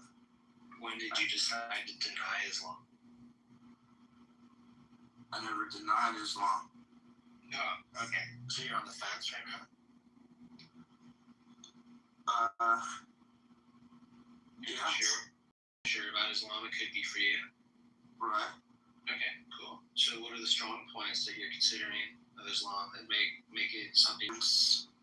Inapplicable logic in its worldviews that have existed. So, like, I agree with there's certain things that I identify with the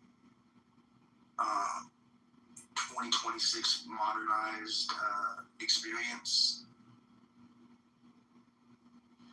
Right on.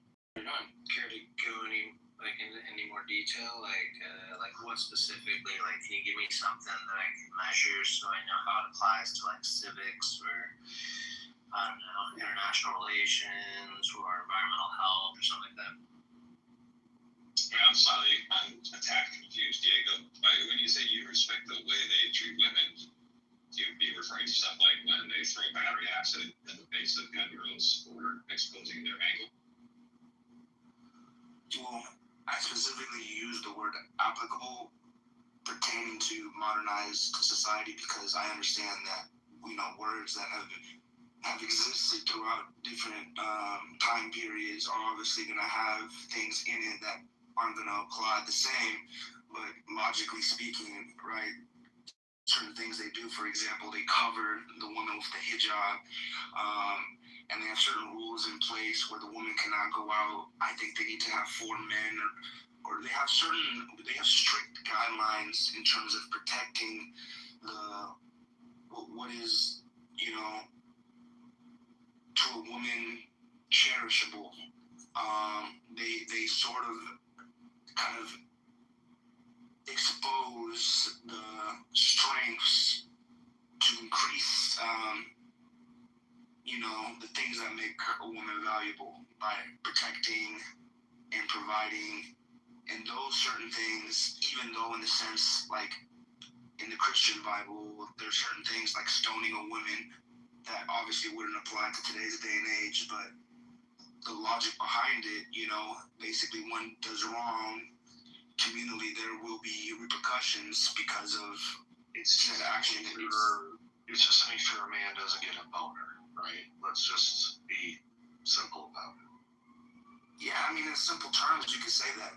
Very simply put, back then it may have been it may have been seen very differently, but how it applies today, from a logical standpoint, that's logic still going to exist, even if it's not as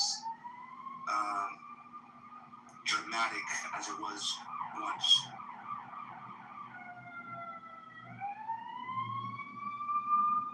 I think it's a mixed bag.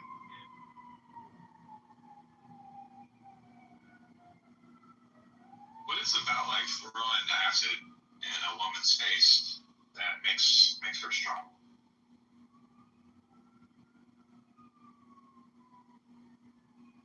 It's soul building for one. Because just because they're Islamic doesn't mean that over here Christians shouldn't consider why God allows for them to have those things happen to people, right? So if you asked God, why do you allow battery acid in a woman's face?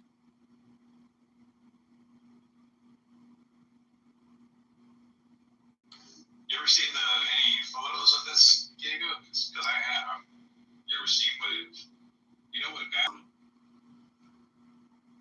Morality, right, derived from this book includes some type of violence, like I just, gave you analogous language with the Christian Bible in today's day and age, then it seems facetious. Wait, hold on really quick. Can you ask your question? If Diego Diego has ever seen what battery acid does to a person's face.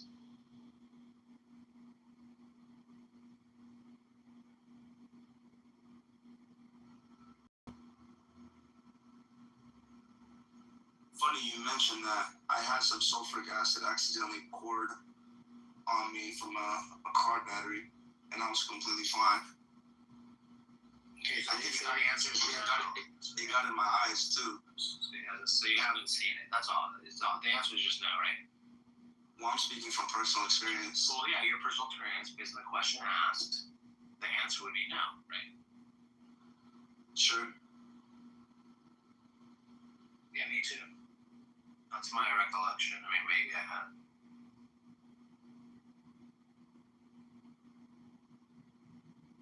Alright. Did you see it, Elliot? Did you see what it looks like? Is it battery acid for sure? That's battery acid. It disfigures you, makes you look like a fucking zombie. There's photos and videos of it already. Yeah, it's awful. You hear about cases like this in papers, but I would say, as far as I'm aware, that's not an Islamic practice. You know, in London, I can't speak for anywhere else, but you get girls doing that to other girls from different gangs, or when there's a ex involved or whatever, you've got men doing that to women more generally. I wouldn't necessarily. I mean, I'm not an expert on the Quran or anything, but I don't think that's in there, that you can throw battery acid on people. Yeah, but he didn't say he didn't want to talk about the Quran. He said he respects the way they treat women. Those are his words. Yeah, and what I'm saying is I don't think, as a general principle, that's what that group is doing. I think you get people who throw battery acid for lots of reasons, quite often out of jealousy and revenge. And where you get people who have perhaps a more sort of insecure incel mindset, yeah, and that's cross-cutting. You get lots of them who have a Muslim faith, you have lots of them who don't have a Muslim faith. I think that's what I'm getting at. Yeah, no doubt they do it for different reasons. But I didn't say just for any reason. I said specifically because they expose their ankle. But is that, I mean, I don't know, maybe you've seen a case where somebody's been, I mean, I've never heard of that, but that's crazy. If that's the case, I mean, that's just wild.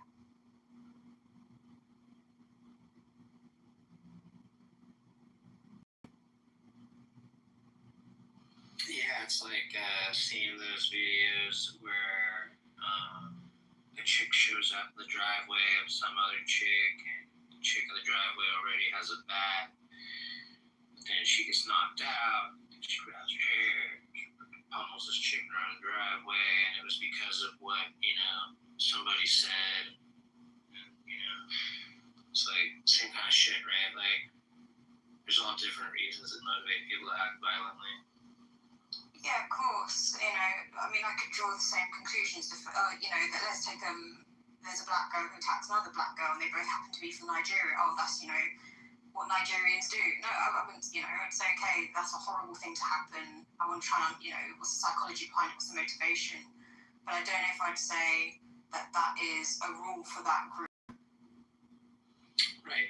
Yeah, because if I were to do that, I could just go on one Instagram channel, hopefully one that I'm not following because I don't get feeds like that, but I guarantee you I can find one that regularly shows white Christian Americans just acting absurdly racist and or violent and or tribal, against one another. But when I go see, that's all of MAGA.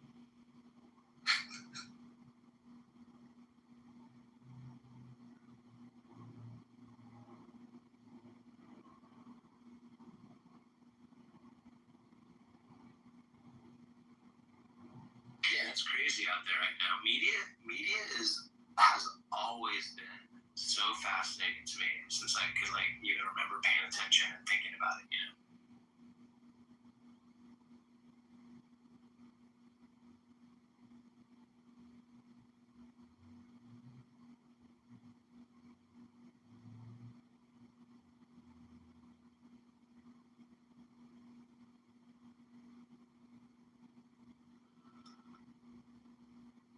Yeah, I agree, and that's why I think sometimes these religious conversations can get a bit stale. It's always a sense of one-upmanship. And I honestly think that when people do sort of conform to their religions in a peaceful way, most of these people are just ordinary, decent people. They don't wish harm on anyone. They just go about their lives.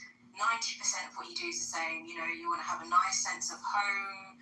You want to feel like you have some sort of purpose throughout the day. You want to have a sense of family, whether it be a partner, a family, just your friends, whatever. Like, then we get, I don't know, too caught up on this sort of, oh, that religion's worse than that one. And I think you're right in terms of, you know, the media and how it sort of frames things.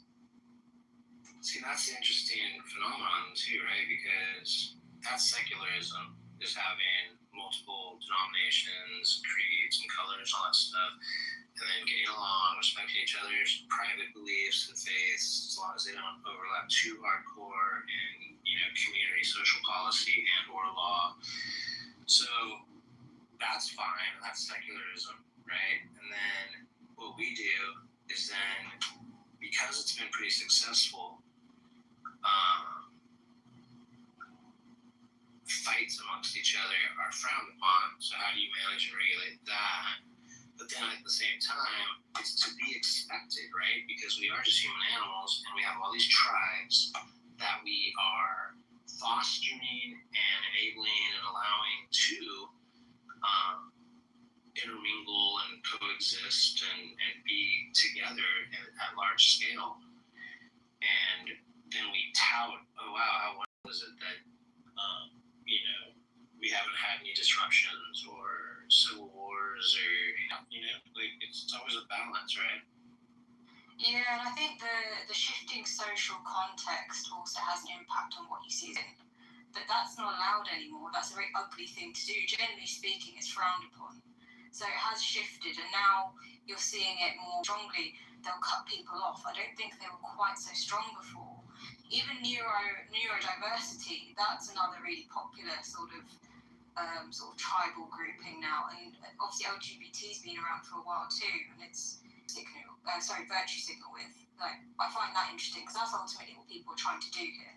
Their identity is like, I don't understand why people, everyone is unique, but we don't always need to feel special all the time and have people recognize that. Yeah, it sounds like it, like, to me, it dilutes it anyway, if you have that as your mantra, you know, like, I'm so unique, you know, let me tell you all about it, and show you all these other people that think like me too, or something. I don't know, it's weird. So when I hear people on here talking about people being, oh, you're such a normie, it's just like, oh, really? That's the personality you're adopting? I remember that being popular when people were in secondary school, you know, trying to prove that they're otherworldly and a bit sort of out there and a bit sort of misunderstood. It's like, that's not a personality. That's just being an ass. Or, if they're not an ass, and it's just, it is, you know, I felt out of system, always kind of stood back and questioned from the perimeter of the room at the party when I was 5, like, whatever, you know, but I'm not an introvert, turns out, you know, like you could, there's all these different variances of this shit. Yeah, it's crazy. There's a lot. I think human minds are super powerful. I'm always like, and they're so powerful that it scares me. Talk about fear-based. When I see what's going on in politics in the world right now, and I guess I'm just new to paying attention this much because a lot of people seem to just kind of be lax about it and just kind of shrug and go, oh, you know, the world is on, just history repeating itself and stuff. But I'm like, I don't know, it's gonna stress me out a little bit. Yeah, but I think that's over time because we've been encouraged to always express ourselves verbally rather than process and actually drive change for ourselves. And I think that's really frustrating. So we will just sit on the sidelines and be like, oh yeah, that's just political drama, rather than doing what we can from the grassroots, which is actually more than people think.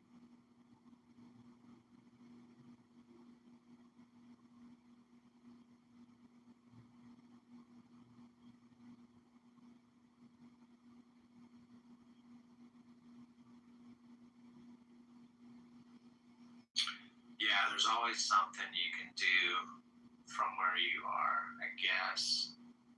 You know, unless you're shackled or confined on a flat concrete surface, a bunch of right angles around you.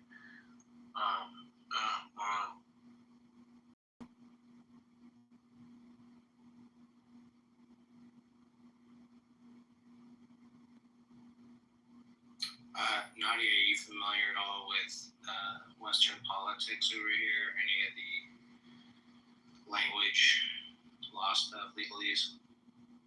Maybe not. Go ahead. Just like the policy. So, interestingly, Israel's level of like threat based on our own, whatever system we use is like threat levels. Say it's like, green, yellow, orange, red, or whatever. It just increased like within the last couple of months, or a few maybe. And at the same time, we're also processing this NDAA Section 219. It used to be Section 224, which blends Israel's military with the United States military on multiple levels: intelligence sharing, weapons building, contracting, access, distribution, everything. So much shit. So those are two contradictory moves, in my opinion. And what it makes me suspect is that it was rushed, because I think they were going to do the 219, 224 thing. Originally it came out as 224, and then it shifted to 219 in the last few weeks, actually, which is strange to me as well. So all that movement makes me a little skeptical and causes me to think there's like some protocol triage that they're doing on that particular official declaration, simply because obviously if we're that close and no one even gets that, and then simultaneously that threat increased, that just makes no sense to me. Makes no sense. Now, anyone who's more educated on this can let me know. You're talking about the threat of them to the United States, or you're talking about the threat travelers going there? What kind of threat are you talking about? Well, the level of the threat on the system that I guess monitors their threats, like either espionage type of deal, spy activity, whatever, the stuff that I don't know about. But some kind of like domestic threat. I'm not going to say terrorist, because I don't know if that's the classification, but Got it. Okay, yeah, I don't know about that part of it, so I have to look into it. Yeah, I just found that interesting. And even if that wasn't on the table, right? Let's just take that off the table. Doesn't even matter. You're like, what the fuck? What? I mean, I think that kind of might make sense, because you're talking about two different levels here, right? You're talking at sort of the highest level of sort of government and this, that, and the other, and that kind of decision making, and then you're talking about the general public and that kind of level of threat. It sounds like, if it's some random person who tries to commit a terrorist attack. So I think, that does actually make sense to me. You're just talking about the different levels of society. Yeah, it may be that. You're right. It may be the different structural, applications.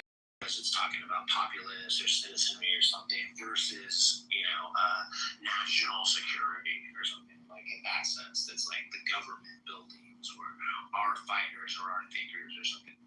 Because I can't speak for the US, but in my space, I see that all the time. So behind closed doors in the national security space, it's a very different picture to what the public will see in terms of a lot of outward policy. Obviously, in this case, you've got two policies that are sort of more publicised. I don't actually know how much attention people are paying on sort of to these things on your side of the world, but I tend to find the UK quite often things do get missed, and it's only when you're sort of working in these spaces that you see sort of the different signals that are sent out, which on the surface do appear contradictory, but there's actually a system to them. Oh, for sure. And that, the media thing and how things are framed as well. Exactly. Like if we know about it somehow and it is happening, that's why I say even officially, right? It's not like it's a name. It's not like, oh, well, all of a sudden Israel is trying to enforce it militarily. Like that's been going on for decades. It's just like official and being publicized or desensitized. That's fine. Just acknowledging it. I don't know what it means. I'm sure it all lines up. Makes sense. I mean, if you just look around, I can always just say on any given day, hey, it works. Look, it worked. Look. Or why actually we knew it wasn't going to work, or how actually this is still progress and this is the way it had to be.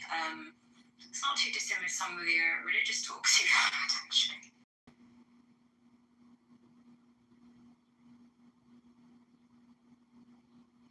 Yeah, I mean, I just find those two items, let's just say I restricted it to my immediate influence. Okay, so let me look at my immediate influence. Well, what are my resources? Well, let me go to the library. I'm going to look through the card catalog, and then I might get on this newfangled computer thing they got over here. Not very good on these fancy machines. Lexus, Nexus, it's called, okay? Like, what am I going to do here, right? Like, get online, like, research some fucking experts, maybe funnel into some fucking algorithms, and get some information, like, try hard to break the algorithms, maybe get outside, and talk to friends, whatever my information streams are, I'm going to try to gain information. So it just amazes me, like, a lot of this right now, I'm like, I'm not working too hard, and it is factual. It's not like it's all the facts, but the things that I'm like honing in on that I think are of concern are happening. Like it's just like fucking factual. It's crazy. Even that process though of researching a topic, whatever, like if you there's a balance between looking at the whole system and trying to pinpoint an issue. And I tend to find people fall more on the side where they overly pinpoint an issue and then they're actually missing what the driving forces are because they're trying to isolate this one phenomenon that's happening. But when you try and then sort of plug it back into the system, it can be so difficult to disentangle what's actually going on. It's a minefield.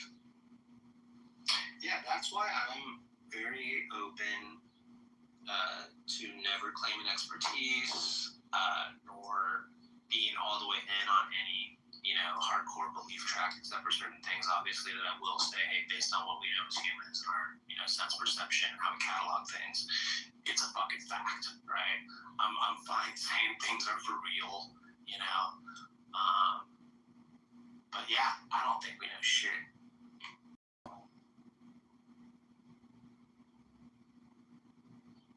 Yeah, I agree.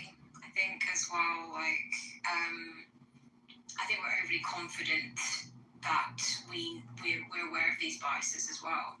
And so, oh, great, we've got these tools to speed up the information gathering for us. That was always the problem. We just couldn't gather enough information. It's like, no. The problem was never that you couldn't gather enough information. The problem was that you couldn't extract the most value even out of the information you had because you didn't really know or define what you wanted to use it for. I think that's ultimately most people's problem. Like the thing they think they want to use it for, they don't. They actually want to use it for something else. Yeah, I have to say, hearing you say that a couple, because I'm so profound and deep, you know what I mean? Of course. Prove myself. But no, it has. It's like I've thought of that concept and have it obviously apply to me because I'm self-centered and a egomaniac. I thought about that and go, where are you directing your energies? What are you trying to achieve? Is this is great. This is awesome. Is it being utilized properly? Could you enhance that to a better end,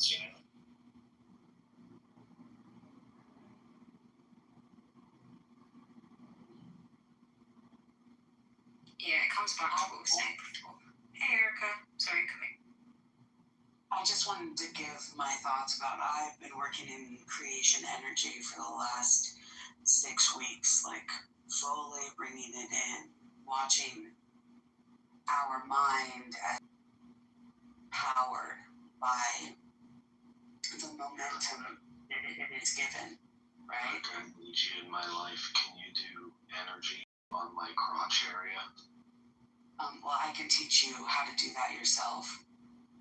You know, that's how it is.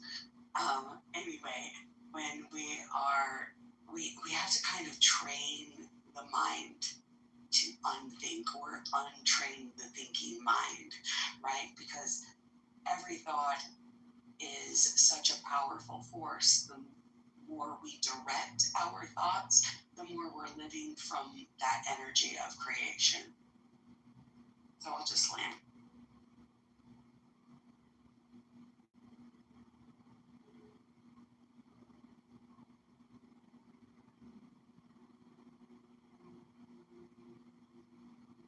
You know what's an interesting one is thinking about how sharks have been around longer than trees.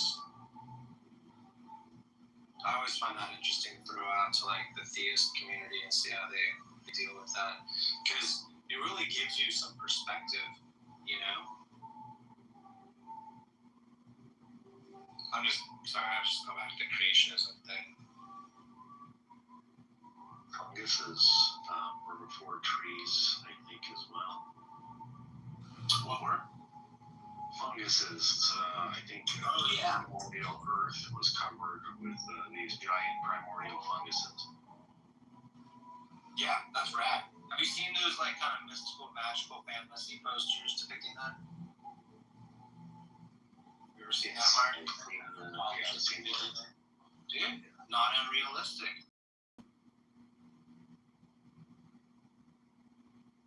Really interesting development last year in abiogenesis, where forever they were saying that one of the steps they thought was the meteor impact, because they knew that the prebiotic elements were in outer space, but they didn't think that they could survive the formation of the planets and had to have arrived later through a meteor impact. But last year, actually a black Muslim guy from Sudan, a scientist who worked at Max Planck in Germany, had a groundbreaking study that found a protoplanetary disk that's spitting out planets with those compounds already in them. So the whole meteor impact thing, gets removed from the equation. Yeah.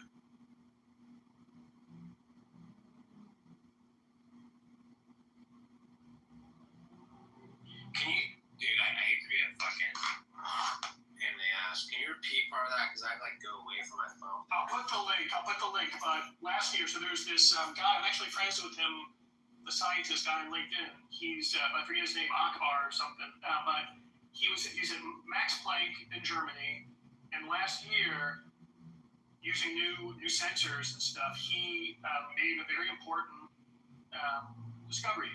Is that he found a protoplanetary disk, which we already knew about, right? At least that spit out planets. But he found one that was spitting out planets with the prebiotic compounds, the building blocks of life, already in the planet. And for all the way up until that point, the leading scientist, the scientific consensus was that those compounds could not have survived what the protoplanetary disks do, and they had to have arrived later through a meteor impact. They could not have survived the fiery formation process. But now it was shown that it is actually happening right now. There's a protoplanetary disk that's spitting out planets with those compounds in it right now that he found with the new sensor. I'll put a link in the chat. I have to find those studies. That's crazy. That is freaking like that. Just like that. Boom. Then you have to shift. Well, because abiogenesis is this whole sequence of events, right? And some of which we have really good ideas about, and others we don't, right? I think that's a fair analysis of it. But anytime that it can become more radically simplified like that, it's a great step for sure.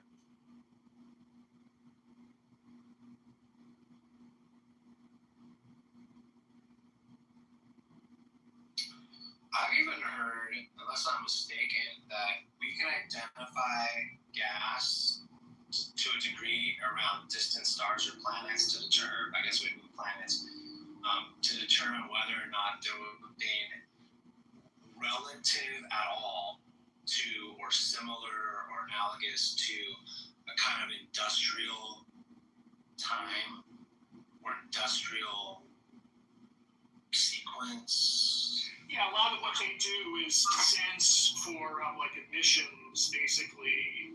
Is that what you're saying? Like a lot of what this. Yeah, without trying to say like humans would produce on planet Earth, because I don't know what level it is, but it sounds like there's some truth to that. Well, all I'm saying is that there's truth to the fact that that's one of the methods is to look for signatures, like to assume that the life there might be like the life here, which is a big assumption, right? And to look for the emission, similar types of emissions, basically. And that's all I'm agreeing with. Which could be just from a point of view, like not even anything that they've constructed, or talking. It would identify places in the universe for them to try to dig in further. I think that's the idea. Yeah, and so far they haven't come up with anything positive in that regard. Right. Yeah, that's fascinating to me. Like we're to that level that if it came up on the scanners, you can start putting your bets higher on there being some kind of like animal type thing. Or at least something that could, I guess, produce an off gas from production or transportation or some kind of industry or what? Like, what are we even talking here? See, that's what trips me out about it. Yeah, I don't know. But at least there is something to it. I just remember hearing something I didn't know much about it, so. Okay, so I put the link. This is not the study, but I'm guessing that this link probably has the actual study, but this is more of a summary of it from Max Planck, like from the Scientific Institute. So this is what I'm talking about.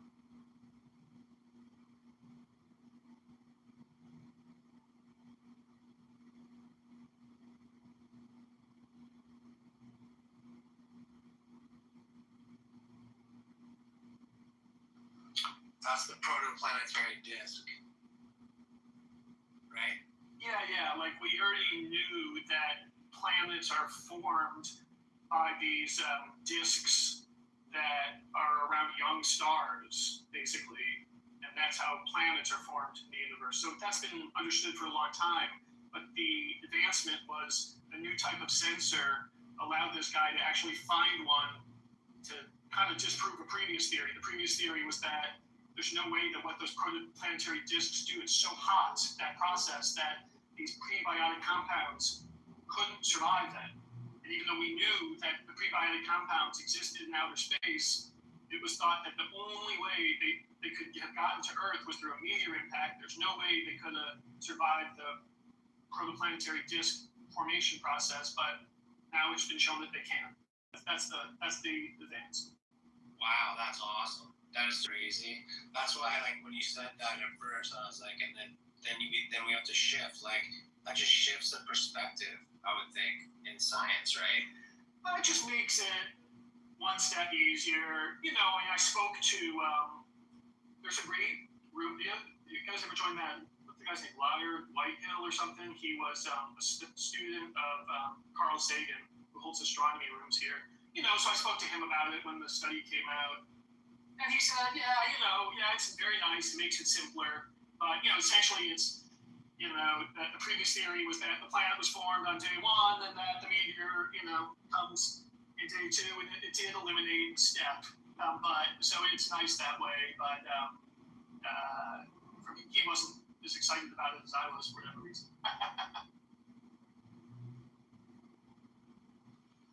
So it just confirmed that, like, because that's still crazy, though. I don't know enough about that stuff, but just even hearing you say it made me think it was pretty profound. So I guess I'm impressed, Yeah, I thought it was a cool development. Indeed, there's any way that we can simplify abiogenesis. It kind of just confirmed already what the pathway was going toward a little bit better. It's pretty good. Right.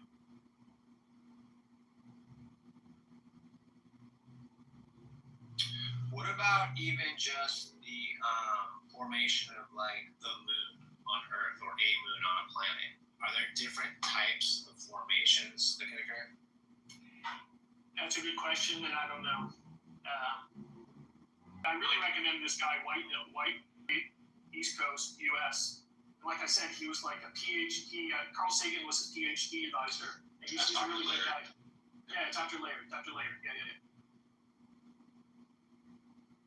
He's a natural physicist, though he's not on origins of climate research. True, absolutely. So my discussion about this study with him was in the context of that, not really about a.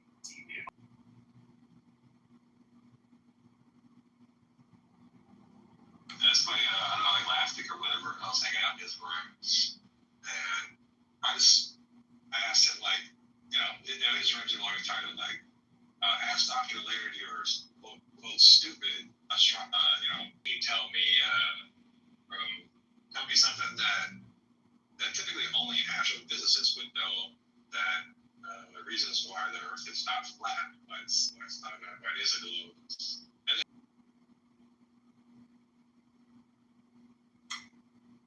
Yeah, Dr. Laird has a lot of energy. He's, for a guy his age, is amazing.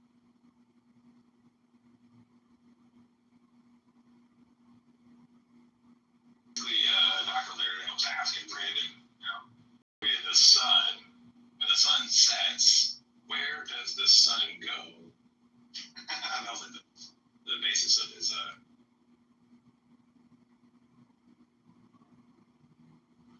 Well, I mean, it's kind of the position that they have complaints about consensus in science, yet can't necessarily provide any facts about the flat.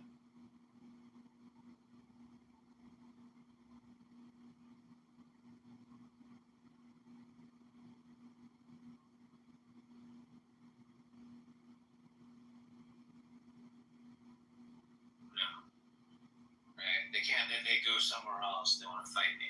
Like I'm the jerk. And I just think that's an interesting thing. Like, what are they even picturing in their heads? I don't get it.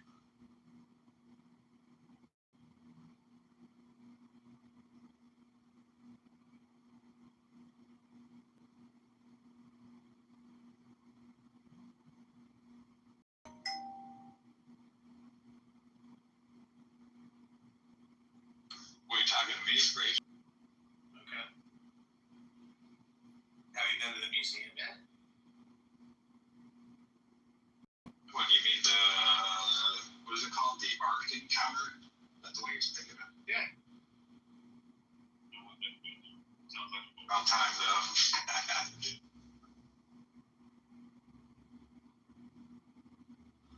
You might find yourself pleasantly surprised. Pleasantly surprised. I don't know about that, man.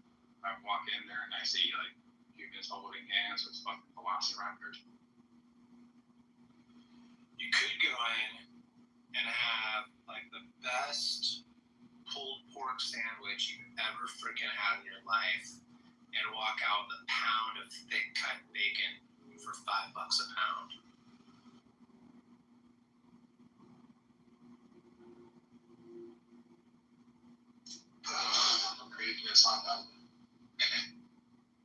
I'd be pleasantly surprised if that were the case, but I doubt that's going to happen. I don't know, man. I don't get it. That's a lot of money, and it seems irresponsible. It just seems like it keeps things goopy.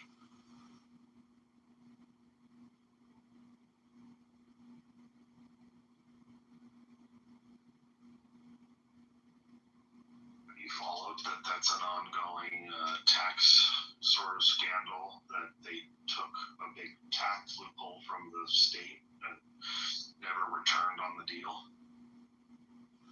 Oh, really? Wow. Well, I mean, I don't know what. It's what's his name? Ken Ham? Is that the guy? That's the guy, right? Ken Ham's thing. Just follow Hammett Meta and some of these other, atheists or whatever. They've covered this. It's insane. It's absolutely insane. What they agreed was that they got some tax loophole to pay for this land that they got all this on. They said, yeah, they're going to make all this money. They hyped it all up. They're going to make a windfall. And like year one, they were already like 50% like at the projected amount. And then year after year after year consecutively have been diminishing returns. It's crazy. Yeah, and I mean, some people, like, it's just, what's weird to me is, like, even in movies and TV shows forever, since I was a little kid, I've seen people make fun of Christianity, right? Like, it's been, like, the butt of jokes forever, which is just so amazing to me.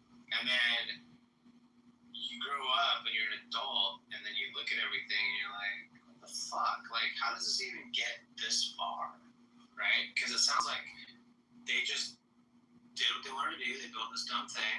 They're miseducating people. They're taking advantage of people, pushing their dumb agenda that's based on LARP and fiction. And then they hit a wall. I'm like, damn. It's a fucking weird story.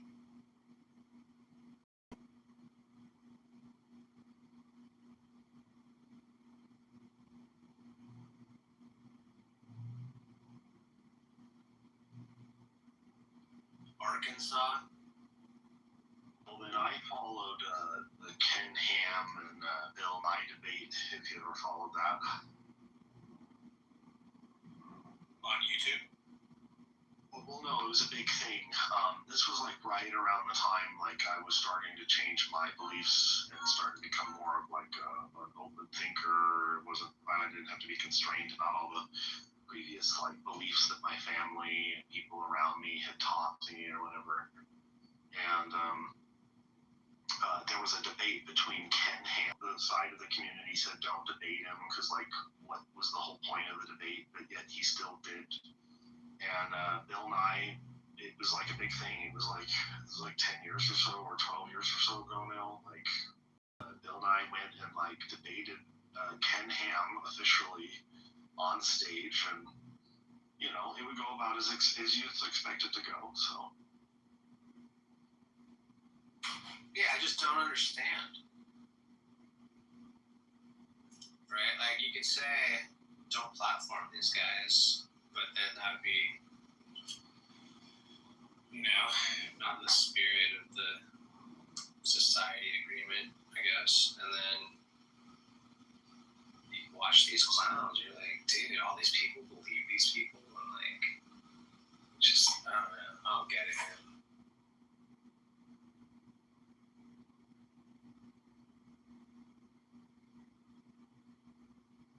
At least,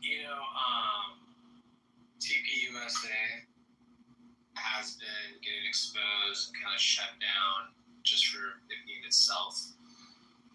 And that's interesting to me, that whole phenomenon. That's a whole, I don't know if you know anything about that. no, probably, I guess. Well, that's the like Charlie Kirk, Erica Kirk organization that has been trying to get, I think it goes into high schools. I know it's colleges. It's young, it's youth and teens to young adults is kind of their main focus.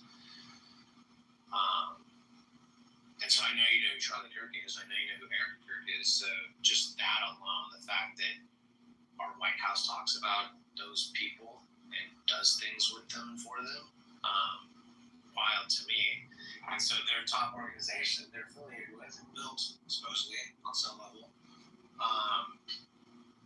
taking big hits and getting exposed for just being scammers and losing support and having things be shady because of what happened with Charlie and all that shit.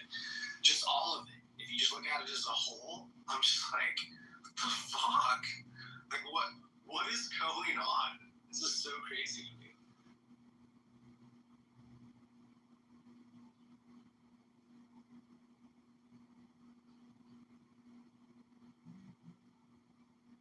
And then, Do you know who Dennis Prager is?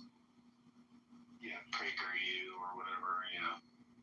Did you ever see him debate like Hitch? Yeah, I've seen him several times. Yeah, I know of a few of these guys. Yeah.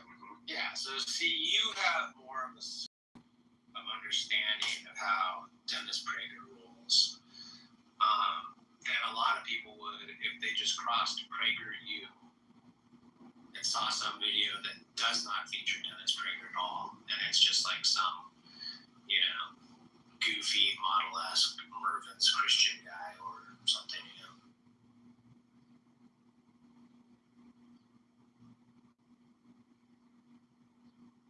It's like PragerU, same kind of shit. Well, there are all these crazy Christian nationalists that are running things, so. Do you believe that to be the case?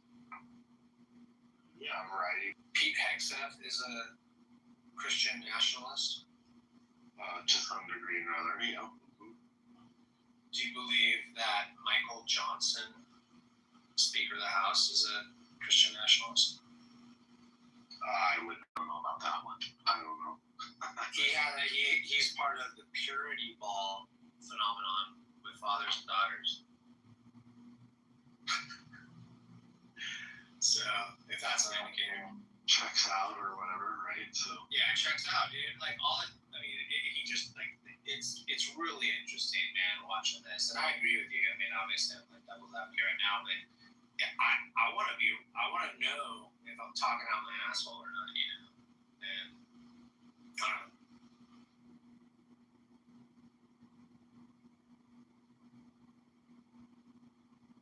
Yeah, it's just a contradiction at face value in media to me. That at its like, at the least, it's at least that, and that's concerning.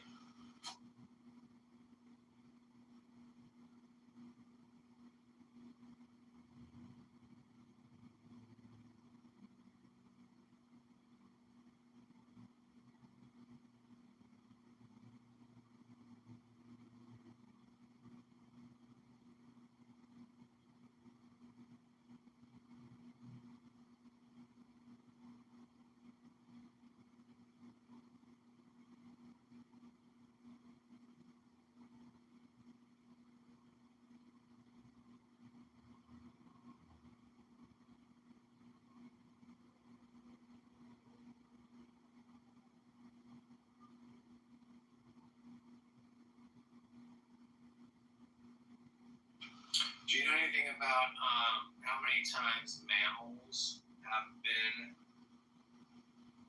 to and or fro the land and back? Mark? Or anyone?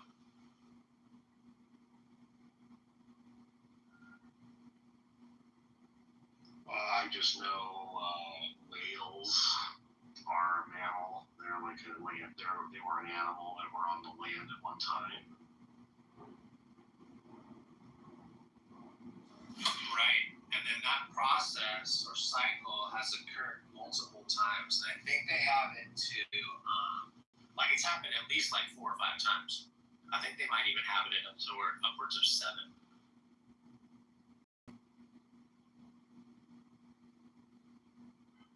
If I'm not mistaken, I'm going off of memory. I can be fuck. These are the things that I chip out on, Mark. That's why I say it's kind of weird just thinking about sharks and trees.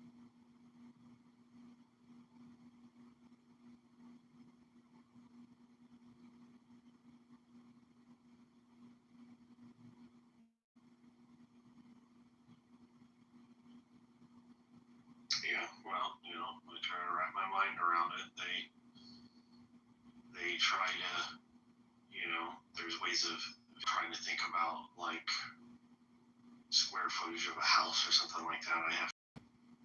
I have to ask like how to visualize that in some way.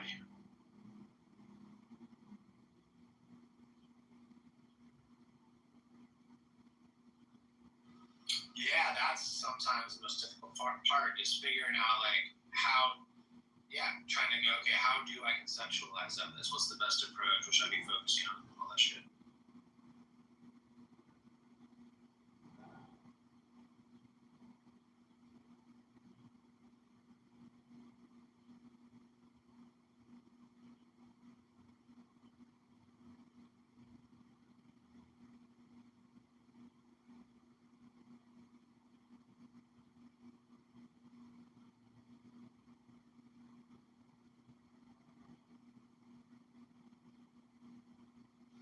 Mark, do you know who Linda Carter is?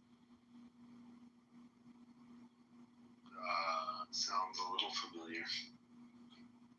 From the original televised Wonder Woman, like 1970 something. Nicholas, you're back. We were asking you questions earlier. Oh, yeah. I needed to go. But more importantly, Linda Carter, am I right? Hey, go ahead. Oh, that's it. I just think it's funny looking back on shit, going, damn, like she did not have Mar-a-Lago face. She did not get any implants. I don't think that in that era she would have had a boob job. I don't think so at all. Yeah, just interesting. And that's just in like 40 years, or whatever. Yeah, it's getting trippy, dude. All the AI shit and all that.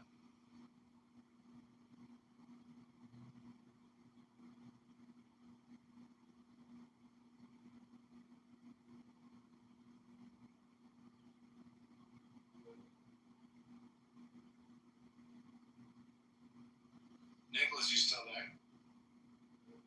Yeah, I'm still here. Nice. So did you when you left and everything? Did you rethink your life and consider becoming an atheist today? No, I was boxing with my wife. You were what? Boxing? Yeah. Oh, nice. Do you guys train together? Yeah. Sweet. Were you guys just light sparring, kind of tapping and stuff? No, I was just holding pads for her. Oh, cool. Right on. Nice, dude. So with regard to the God thing, what was the convincing, or is it just personal? I mean, I don't necessarily think anything would convince you guys.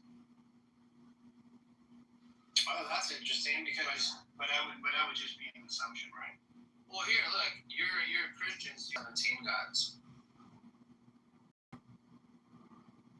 I'm not so sure. Why not? You already believe in one. Yeah, but I only believe in one truth, in one light.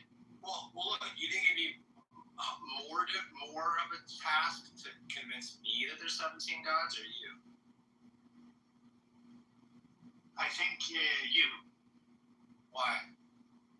Because I already experienced one God, Right. and one God is truth. So what you're saying is that actually, there's existing 17 truths, and those truths are not the same. And that just seems a contradiction. Well, yeah, but that's where you're mistaken. You stopped at one truth, and you were wrong in your beliefs. The fact of the matter is that there's 17 truths. Yeah, I could be wrong, but I don't even understand what you're saying. Well, I'm just showing that, I don't see what would be convincing to you for a special reason if it couldn't be accessible to me.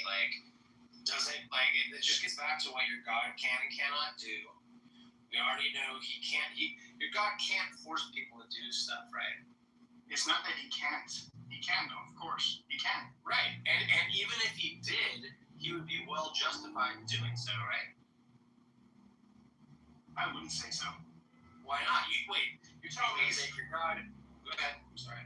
Yeah. So the reason is if God claims to be love, and love exhausts every other option before turning away, and I would say love doesn't even turn away. Love never turns away, but it will not force anyone into being in communion with it. Right. Okay. So it's not so much about forcing. It's more about choice than it is about force. Yeah, we know. Because God's ultimate choice was, for example, whatever comes out of me is my nature in some way. So Yeah, we agree. I agree with you. So my characteristics is what is coming out of me. Yeah.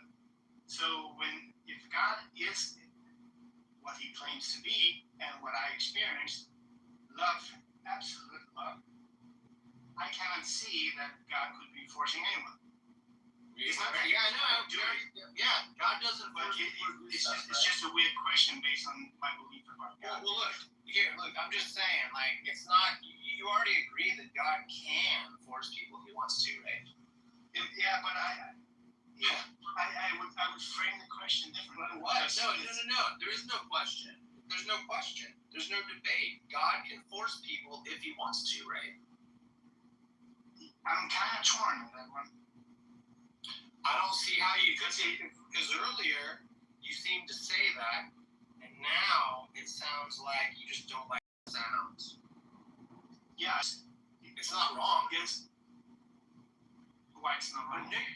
Nicholas, this God that is pure love, does he have any other qualities or characteristics? Like, is he the omni God or not? God's there because love goes everywhere. That's how his omnipresence work. How's that work with like the 2010 Haiti earthquake? He's saying God's love is there. So 200,000 people. So in the same way, the story of the Good Samaritan, controversial by himself, being there, the Samaritan, he helps the guy, and he's willing to get dirt on himself, blood on himself, whatever he needs, and he gives everything he has to that guy, which he doesn't know. He doesn't speak about doctrine. He doesn't speak about believing in this and that. He just helps the person before anything else. So he doesn't even say so it's your own fault you're laying here. He doesn't teach him anything. He helps him before anything else. And I think that kind of love transforms people more than just helping, than just speaking to people and motivating people to do something different. I think love transforms more than anything else. This is part of kind of like the assessment we were doing earlier, and Elliot was leading the dissertation. He had some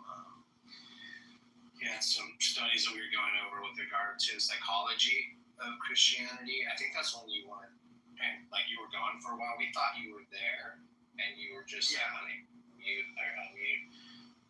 But this falls in line with what that study was showing. It's interesting.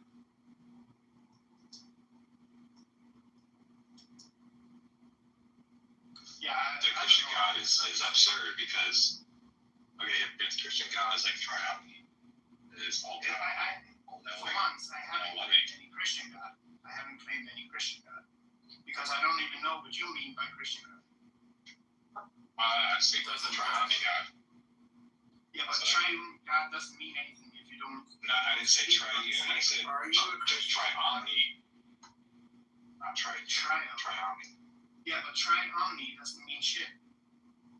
It does mean something. It means God is all powerful, all knowing, and all loving, or perfectly good. Yeah, but how'd you come up with that concept?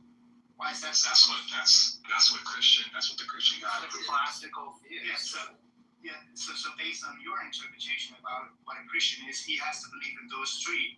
Well, is that I just have to believe that God is love. No, I just say that. Is your God Yahweh? Yes. But the Bible, right? Yeah, but again, Yahweh is a name. Hold on. Is your God the one in the Torah? Is that your God? Yeah, so my God is the one. Okay, hold on, really quick. I just have one follow-up question, just really quick. Just want to make sure I'm talking about the same God. So, so is your God jealous? My God is the one Jesus revealed on the cross. Is it jealous? So the best revelation we have about God is Jesus. Is your God jealous on the cross? Yeah, is he jealous? So, did You don't know. So somebody? you know if he's jealous. I know exactly what. Okay, so your God is not jealous. Okay, that's cool. So you don't. That's fine. What would he be jealous about? You tell me, dude. That's how he's described. I don't know. You asked. No, he's described as somebody who was willing to die for anyone.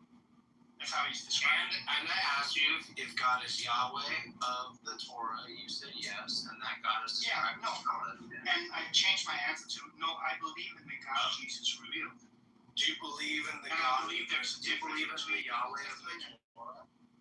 I believe there's a difference in how the Torah came about and how the New Testament came about. Is it the correct way to interpret? No, it's not through the Torah. Oh, It would do be I have wrong. to read the Torah to understand who God is?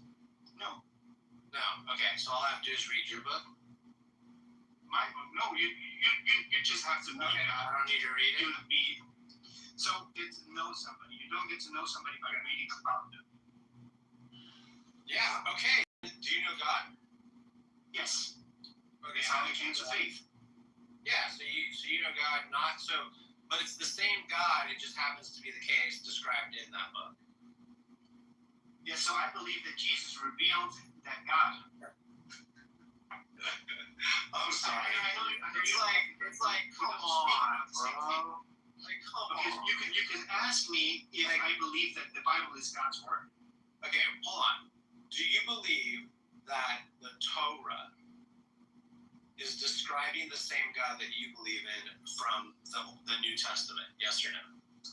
Yes. Okay, so Yahweh of the Torah is jealous, correct? No. Oh, okay.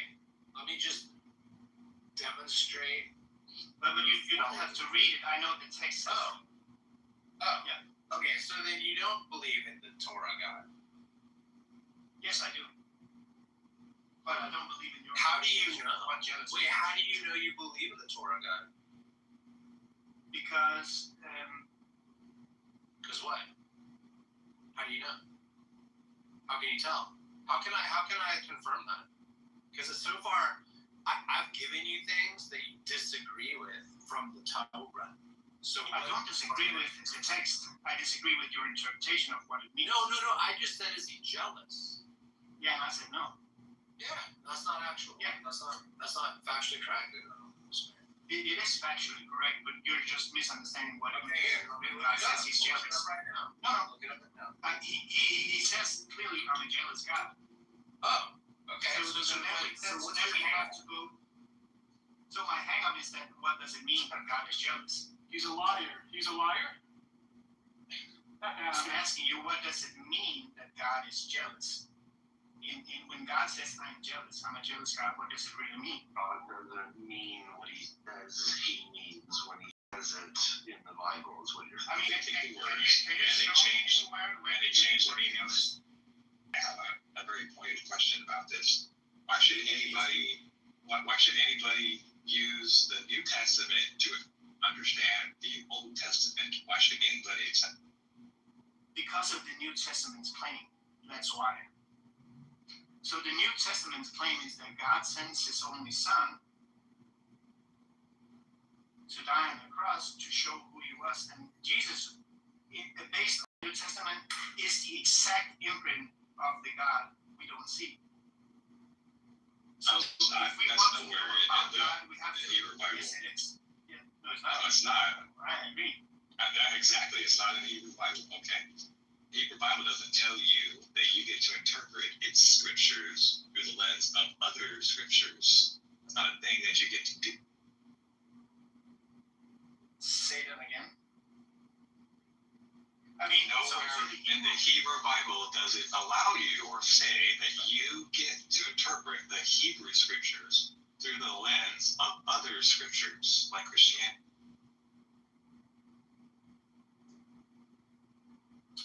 Yeah, I know you're saying that.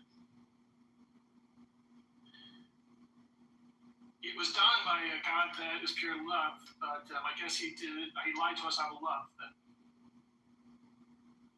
No.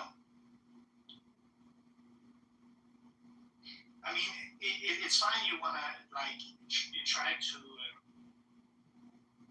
like strawman me in some way, because you're speaking about a God I don't even say I believe in. So what I told you by now is that I believe that the Old Testament is true insofar it points to the same God, but people in that same in those times, their concept of God is what was written down. So they believed when it rained, it was God's fault. When it stopped raining, it was God's fault. When they had food, it was God's fault. When they didn't have any food, it was God's fault. When they died in the war, it was because of God didn't let them win. And when they lost, and when they won, it was because God told them. But when they were loved, that was for sure God's fault, right? In reality, right? No. So the thing is that the Old Testament. No, listen. The Old Testament had a story about a man who broke away from God. Right? That's how it started. Okay. Based on the Bible. The story. So insofar. Is it Job? No, we're talking about. Oh, that's the first book, isn't it? No. Yes, it is. Job is the oldest book. It's the oldest. It's the oldest book. So Job comes before creation. No, Job is the oldest book written. It was written Okay, before so you're Genesis. saying that the story of Job is older than the story of creation. Yes. Okay, that's fine. At least as far as I don't see being how that works documented. Yeah. Yeah, I know that. It's dated earlier, Nicholas. Well, and I could get super technical and go, no, because there's a lot of creation stories. So there's creation stories before that. So whatever. Yeah, but when somebody talks about a creation story, usually they go to before there was a creation. And So are you talking about like? Do you believe Lucifer's an angel? Yeah. You do. Okay.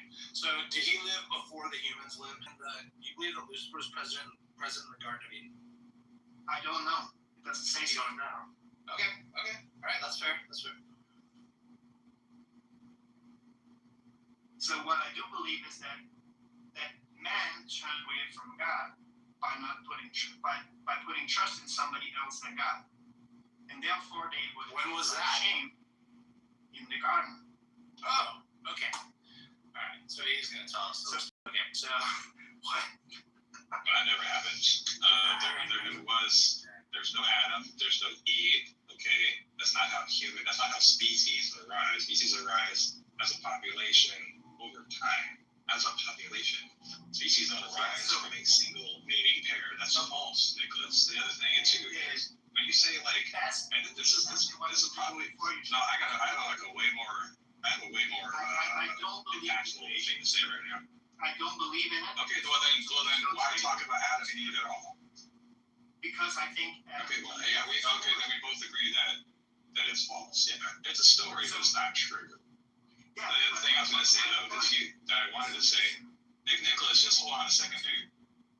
The other thing that I wanted to say, and this is probably the thing that I hate the most about organized religion. Okay, organized religion like Christianity and Islam, and to a lesser extent Judaism, but in particular Christianity. Christianity teaches you, it trains you, the Christian, to doubt yourself, to not trust yourself, to not believe in yourself, to think that you are less than, you are a sinner, you are weak, you are nothing, you are a fucking ant to be squashed. You are not deserving. You are not worthy. You are not valuable. That's what Christianity teaches you, Nicholas, and that is a vile and pernicious. If that's your understanding of Christianity, I cannot take it away from you, but that's not how I see it. So again, okay, well you're not disagreeing. I didn't Christianity. So again, okay. So let's just get back to the Garden of Eden. Do you believe that is symbolic? It's just symbolic, right? So the reason why I went to the creation story is because you talked about Job and the oldest book. Yeah, but all you have to say, it's symbolic of an extent. Oh my goodness. I mean, it's fine if you don't want to understand. Yeah, it's fine if you don't want to answer the question asked. So what was the question asked? believe, yes or no, that the story of the Garden of Eden with Adam and Eve and the serpent and all this stuff is symbolic? Yes, I believe in symbolic, yes. Yeah, it's not factual, right? It is factual insofar it points to something real about human beings. Yeah, that's fine, but it's still Yeah. symbolic and metaphorical. Yeah, but again, it's like my own experience with God. It's something that's very hard to explain with words, but a story is something that's very good to explain things so people can feel it and understand it. Even kids can understand that, right? Yeah. Of course. And it's funny because I never read the story when I was younger, but I still could weird things so you remember it. And I think that's how the brain works. You have to see weird images. That's how you remember best. Okay, so you just think that it's not true necessarily. Like, you don't think that God actually had Angel of Death do anything, right? No. Right, okay. Do you think that God freed people from Egyptian slavery? I'm not quite so sure. I think the Old Testament contains stories, history, poems, and a lot of different. Yeah, me too. But I'm not quite clear on that. Yeah, me too. Okay. Do you think that, or do you believe that there was a big, tall building and in a place called Babel, and that God took issue with its construction for whatever reason? I don't even have to hear that he was jealous, or that he was scared, or that he was angry, or that he had other plans for them. God writes for Architectural Digest, so it's just a hobby of his, yeah. Like, do you believe that occurred, or is that just symbolic metaphor too, Nicholas? I don't know. That's what I said. Okay. I don't know which parts are history, Okay. or which part is actually symbolic stories that points to a deep spiritual truth about Yours is human like, beings. you're kind of more like one of those, like you truly are a cafe Christian. Like, you don't even really, like, believe it to be true. Yeah, so here's where it's different. I don't need the stories to be actual truth. I need the stories to be true insofar it points to who God is. So Jesus is the one coming in history and revealing God as the one who is willing to die for somebody else. So he's the highest form of love is when you're ready to give yourself for somebody else. Wait, hold on, really quick there. And that's why I say you have to read it in the light of who Jesus was. Yeah.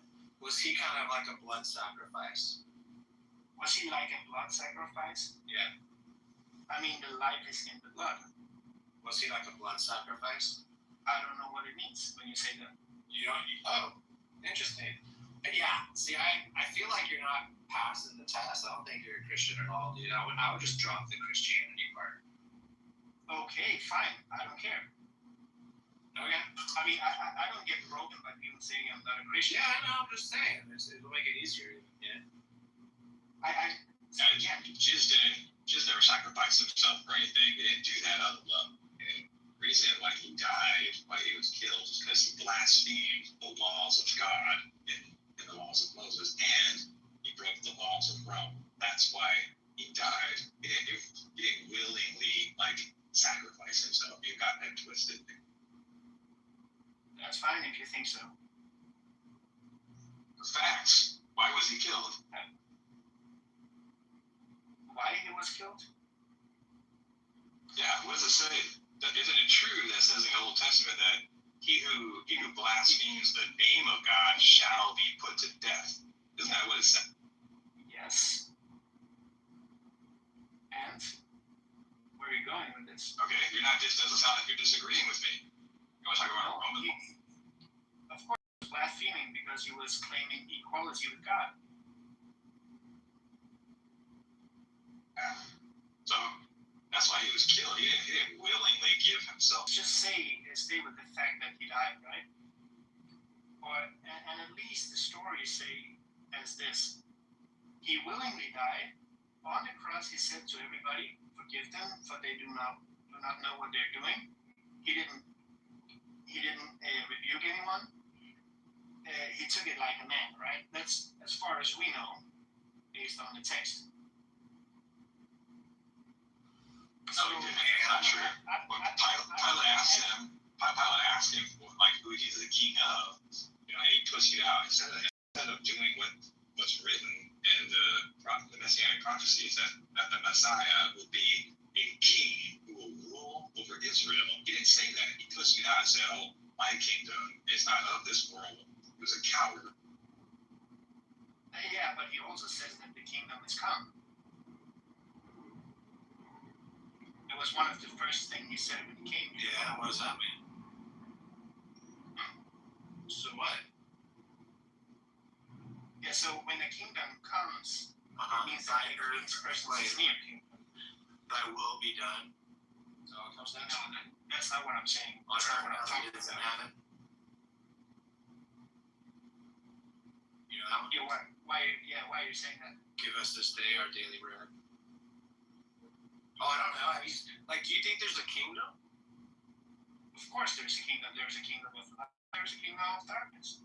Is there a big chair? I don't know. Is there a need throne? to be. I mean, it's a good picture of showing how it looks. Is there a throne? It could be. Why? Why would you think that would be the case? Because based on my experience, I felt something that was more real than It's like a throne. You felt what, like you were sitting in a throne. I didn't feel like a throne. Oh. So first of all, you haven't heard my story. Well, have you heard my story? No, but I would love to. Would you? So I had a vision. It was very powerful. It was just in the last 3-4 years that God of the Bible is a farce and a scam perpetrated on a lot of people's psychology over decades and centuries. Mm-hmm. No, wild. I mean, that's fine. If it's true. Well, it is true because you want me to tell you my argument? No, I don't want to hear your argument. I want to hear your actual experience. My reasoning? So no, not your reasoning. I just want to hear about your experience. So you I couldn't explain it to you because it's so personal and intimate and powerful to me. I couldn't expect you to even barely grasp at all what I was thinking and feeling. Yeah. Okay. That's fine. I can't argue with whatever you experienced. Yeah. Did you have some profound experience that impressed you when you were in that moment of time as yourself?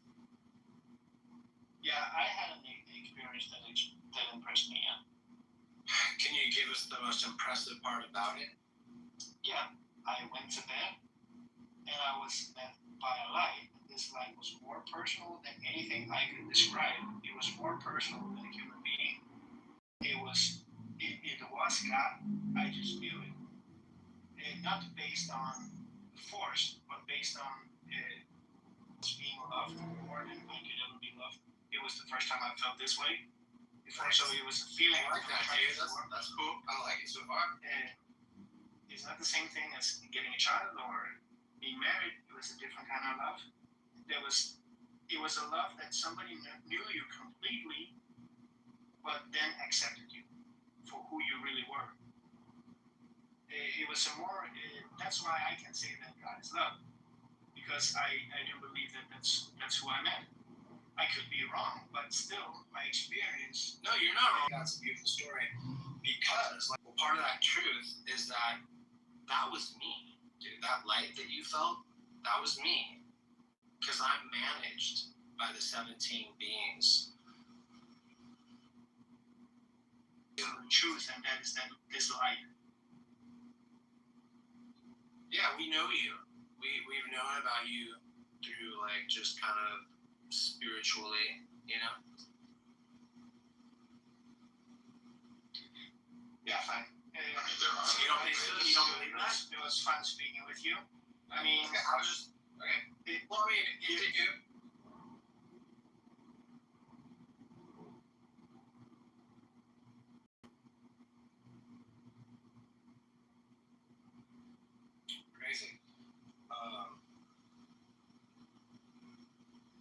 it's crazy. I tried to be like funny, you know. Have you checked out the channel, The Good Liars? You know them, right? Oh yeah, they're great. You remind me of that. You remind me of that approach. Right there. They say it, dude. I don't. It's like I just don't get it. I guess that's why I say it's arrogant, because of course I'm being arrogant by like being confident in my position and exploiting someone.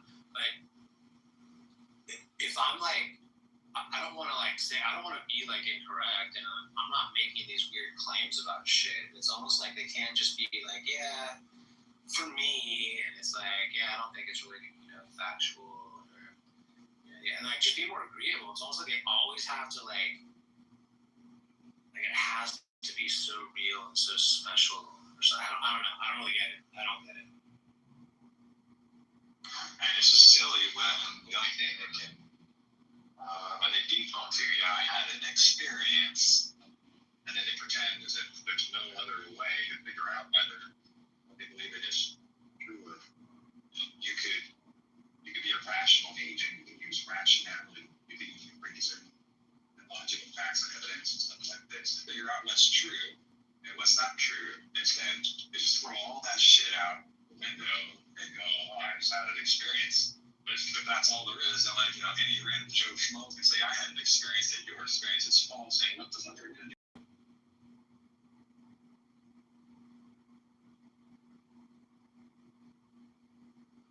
Yeah, that's why I try to get him to like, all he had to do is kind of concede, and it would have been like, I would have laughed too, and just like laughed, like, right, bro, like, whatever.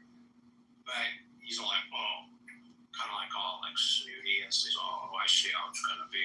It's like just funny to me.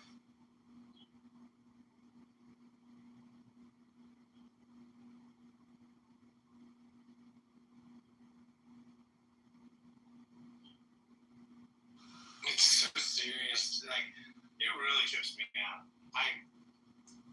This is why I have a hard time believing him. I'm like, are you like serious? Like, this is real? Wasn't it you, Elliot? Were you one of the people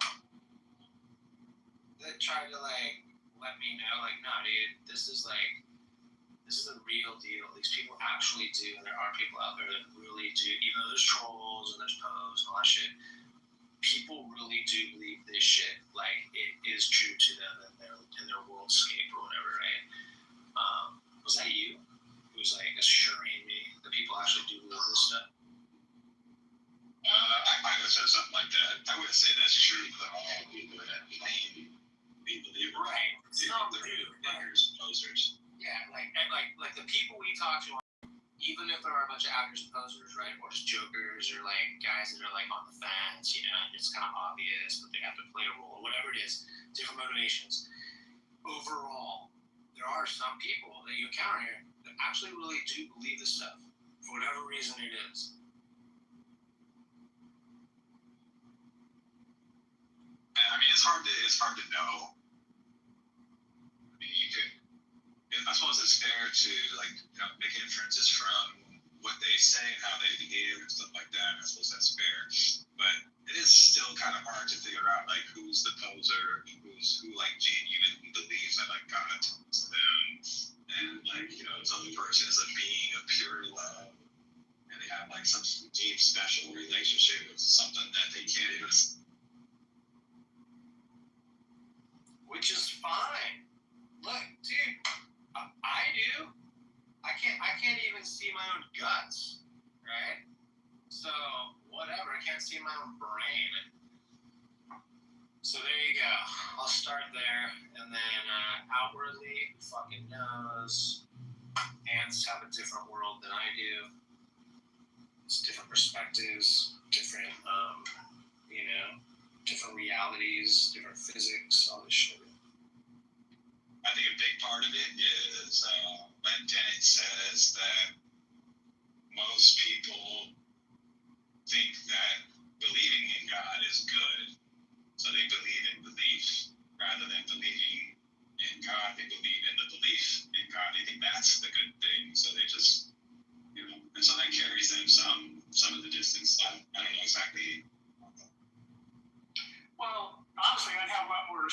if they just came out and said, look, I find some utility in this and it works for me, kind of thing. You know?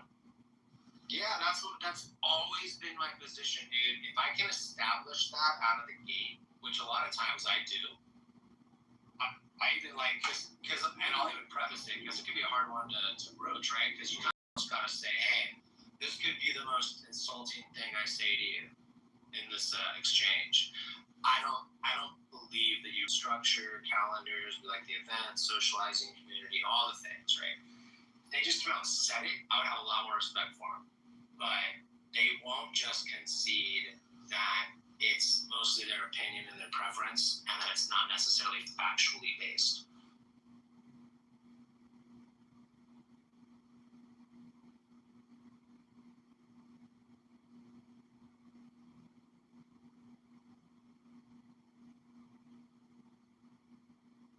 It's crazy. Like, why can't you just concede? I will right now. The stuff we talk about next about afterlives and heaven, God's divine books or not, their geographical, Genesis, and other topics. These are my opinions. Are you willing to say the same? I'm not saying it's based in fact. I'm not an expert. Are we good on that? And if they don't agree to those terms, it's like,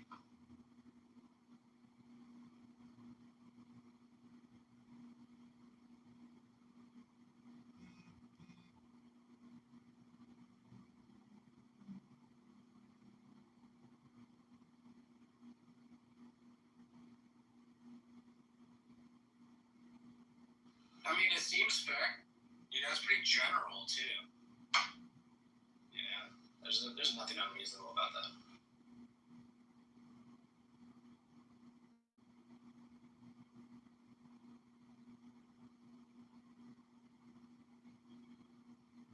But I guess the issue is that leap of faith is the trick.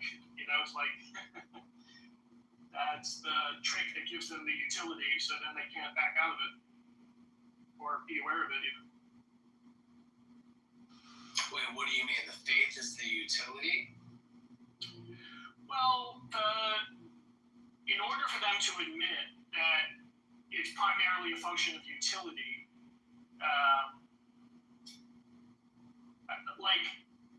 I guess what I'm saying is that the way that they get that utility is by having faith in the first place, right? Arguably, right? So it's like they cannot be self-reflective about that.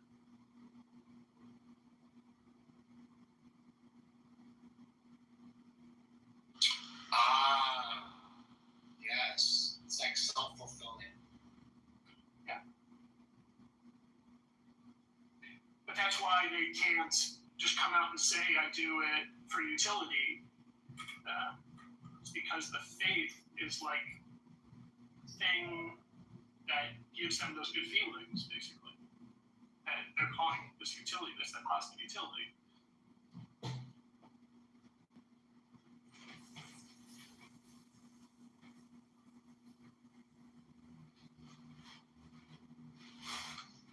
What's funny, Jeff, is that when researchers have studied like the effects that prayer has on people, and one of the things that we've learned from those studies is that when people pray, the regions of their brains that activate are the same regions of the brain that activate when people take drugs, like Kitover and even all manner of drugs. Right. Yeah, I've heard that. As well as the fact that, those near-death experiences are sort of tied to chemical compounds.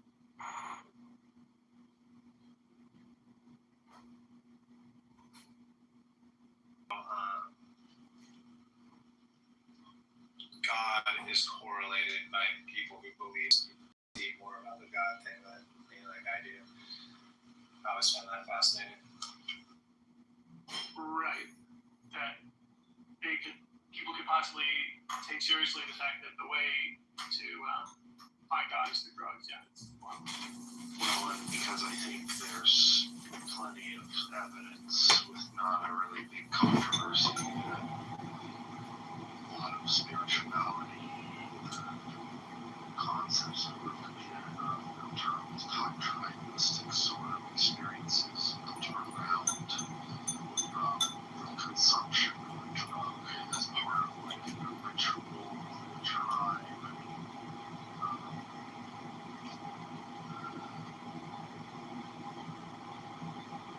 The experiences that we get from the sort of substance, etc., etc.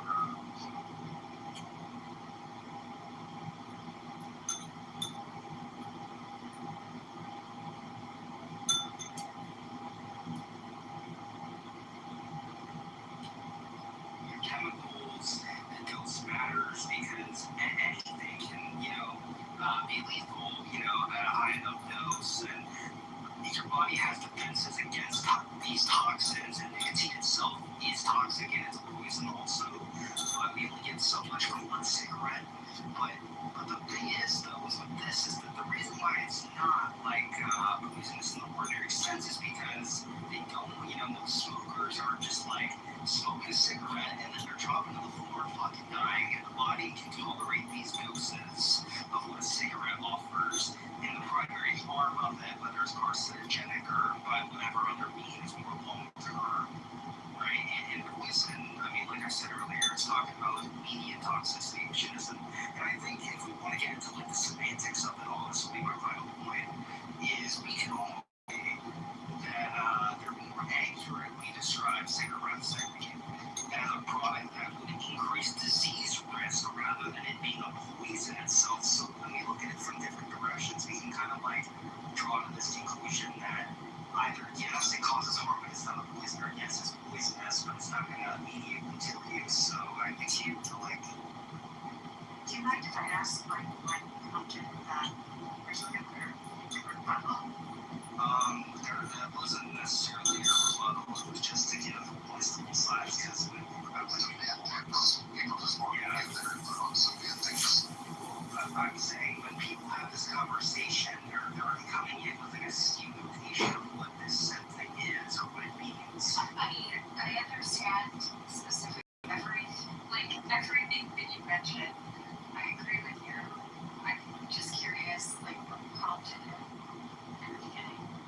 Oh, sure. What was Common before we were having an exchange, and they were talking about whether or not cigarettes were poisonous. I'm sure you've heard of that.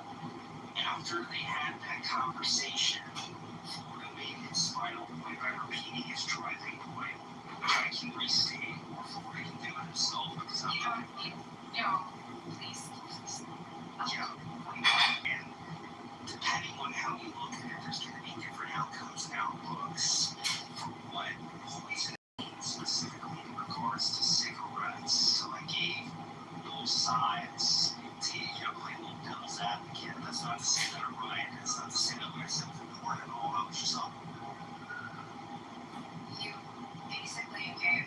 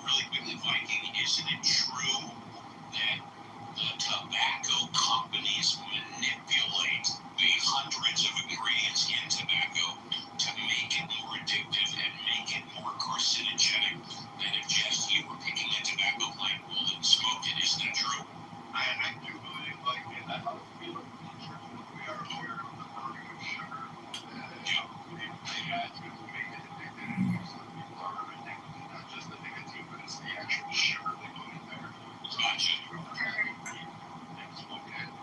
then, but like just learning that track, I use it, like, especially on Texas now. I'll do that to get rid of these giant cockroaches that fly on the roof. We're dealing with the cockroaches. We're dealing with Victoria, he's in the middle of talking. Come on. yeah. Just change it to just interrupt. You're not just listening, you're just interrupting.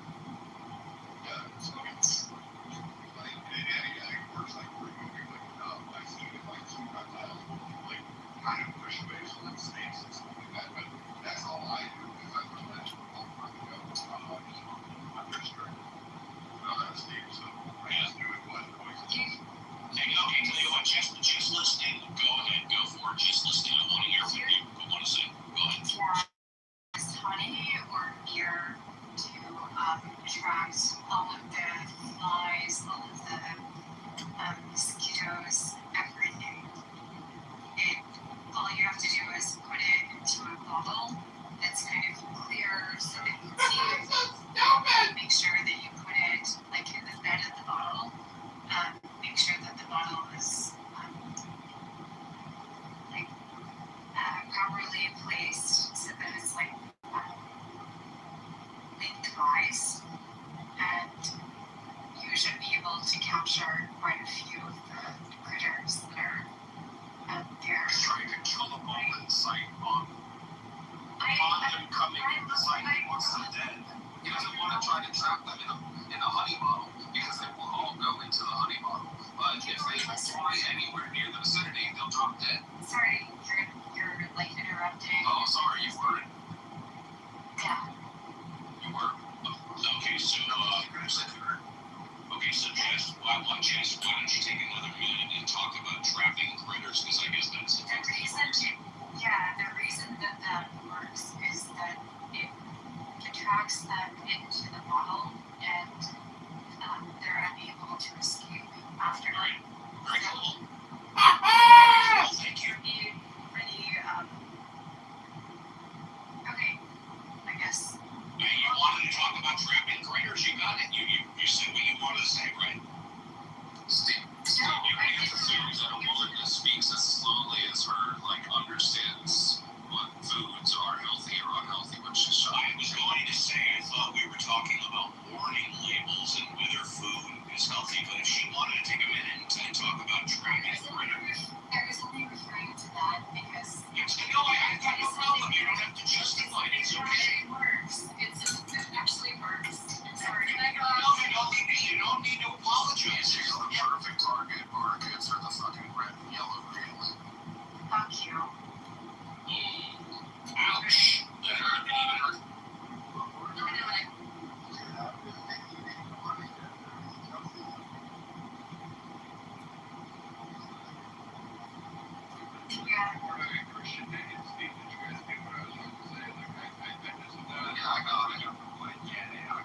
And it's pretty clear, what is poisonous, quote unquote, for Steve depends on, whether or not you're going to drop dead from smoking a single cigarette. Yeah. The real point is that, we all understand that, regular continued usage of cigarettes, just like regular continued usage of excess amounts of sugar, is going to be dangerous for your health.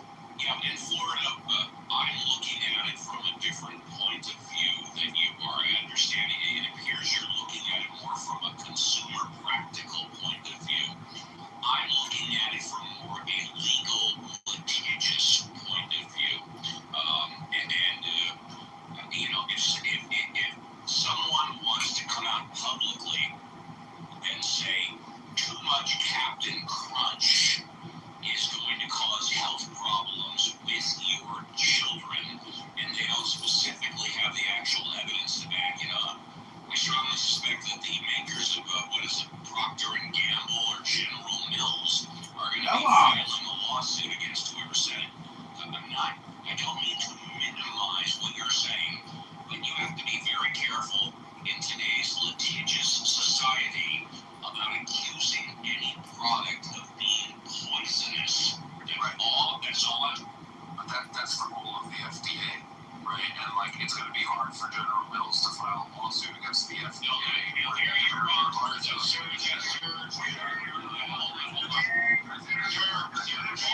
That's No, you can't. No, you can't. No, and I'll tell you why you can't. No, you can't, and I'll tell you why.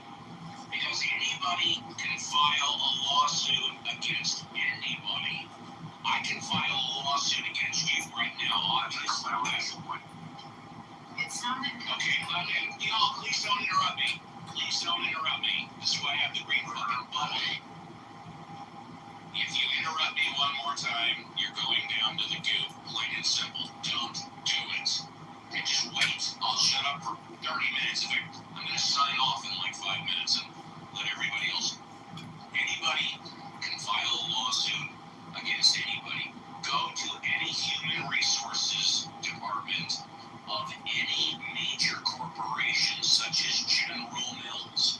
They are constantly working to minimize risk, to avoid lawsuits, even if they're frivolous lawsuits, because even a frivolous lawsuit can cost hundreds of thousands of dollars. You don't come out publicly if you have deep pockets and say any type of product is poisonous unless you can absolutely prove it. And I'll land it here. Even if you can prove it, you still don't come out and say something is poisonous, General, because you're going to be countersued anyways. It's not worth it. Okay, so real briefly, like, again, it would be quite silly for General Mills to go and sue the FDA or the American Heart Association if those two organizations have done like an extensive amount of research and science to verify that certain ingredients within the Captain Crunch is actually harmful to your health in excessive amounts, number one. And it only makes the matters worse if you're going to consider like current scientific evidence or proof that like most of these ingredients are safe. When you consider the fact that the overwhelming majority of the current research that's been done on our foods has been done by big tobacco, big pharma, and big food itself, not necessarily by the government or by doctors or by independent researchers. It's the big pharma and big tobacco that have largely done the research on what is considered quote-unquote safe over the history of America. And I will close my portion out with this. You guys can talk about this for a half hour. You want to advocate putting labels on breakfast cereal? Go ahead. Knock yourself out. I have no problem with it at all. Be happy. Steve Apple was toxic garbage. My last question. Steve Who opposed to such a legislation? You're asking me if I would oppose legislation putting warning labels on breakfast cereal. I do not oppose putting warning labels on products that are dangerous. In fact, I encourage it, such as alcohol, such as cigarettes, such as gasoline for your car, which contains benzene, which is a dangerous, cancerous additive to make things flow smoother. I think the acceptable level for the FDA fact check me would be like 200 micro units for every million or something like that. There's an acceptable level of benzene that's allowed to be in gasoline, just like nicotine. Pure nicotine is poison. I think it's cancerous, but I'm not sure. But when you have an acceptable level amount in cigarettes, it's allowed to be there. So I am in favor of legislation that supports warning labels on dangerous products, which alcohol and cigarettes, but to put warning labels on breakfast cereal, I would be against that, yes.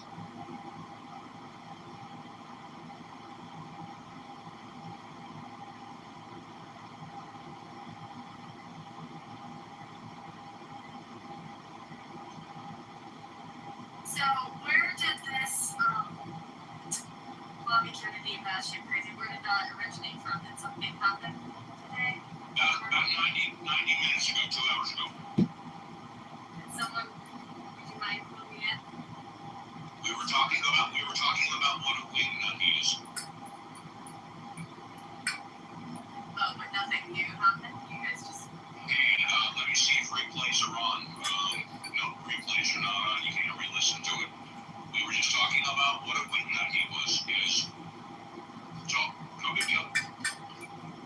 Well, if I can chip in, Steve, and give my 2 cents. No, go ahead. By all means, go ahead.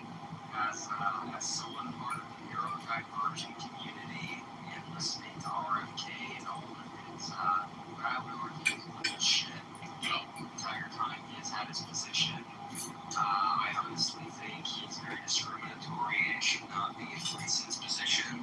He'd be a lot better off in a more environmental setting where he belongs. He does not belong in health.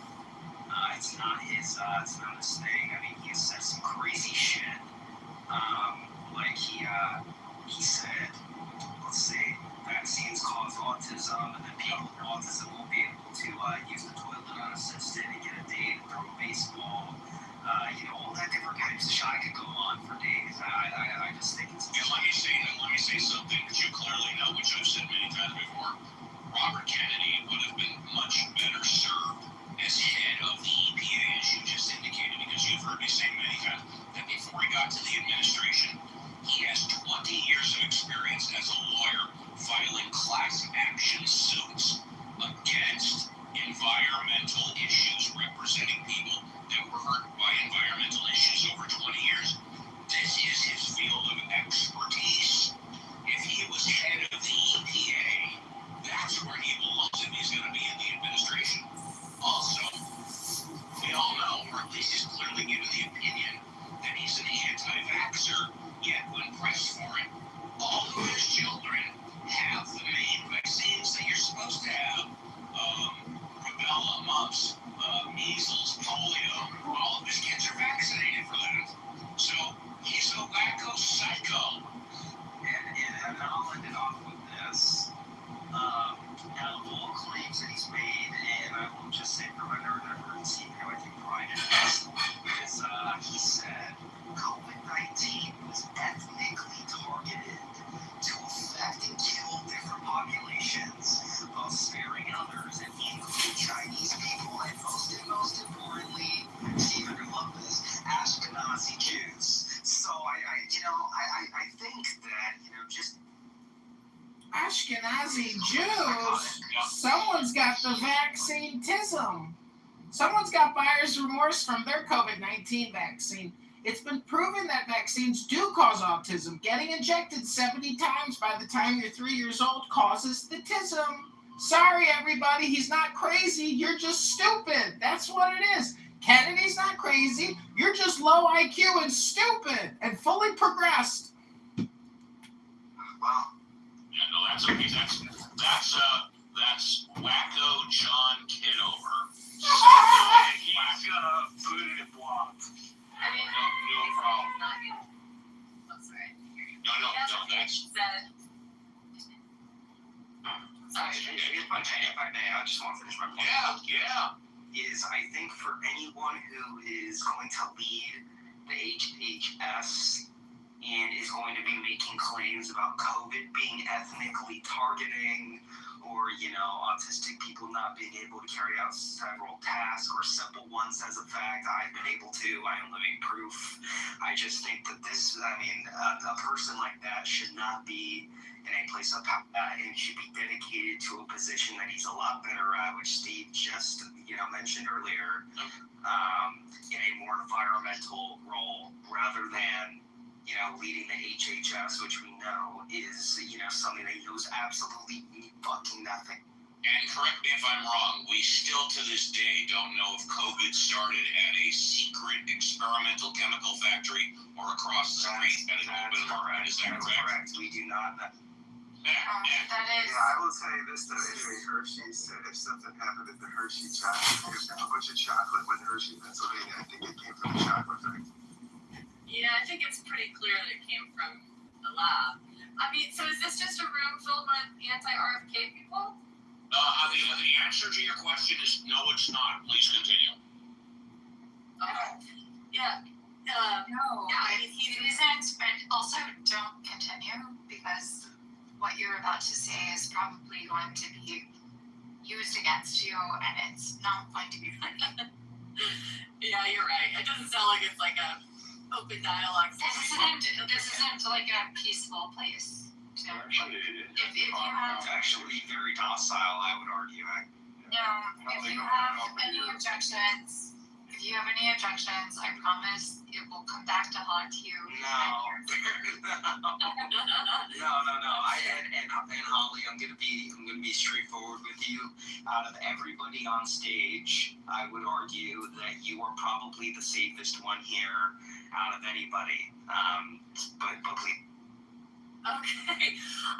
Well, listen, I think some of what you just said, he said, is definitely taken out of context. I think anybody and everybody knows is well aware that the majority of autistic people are fully functioning.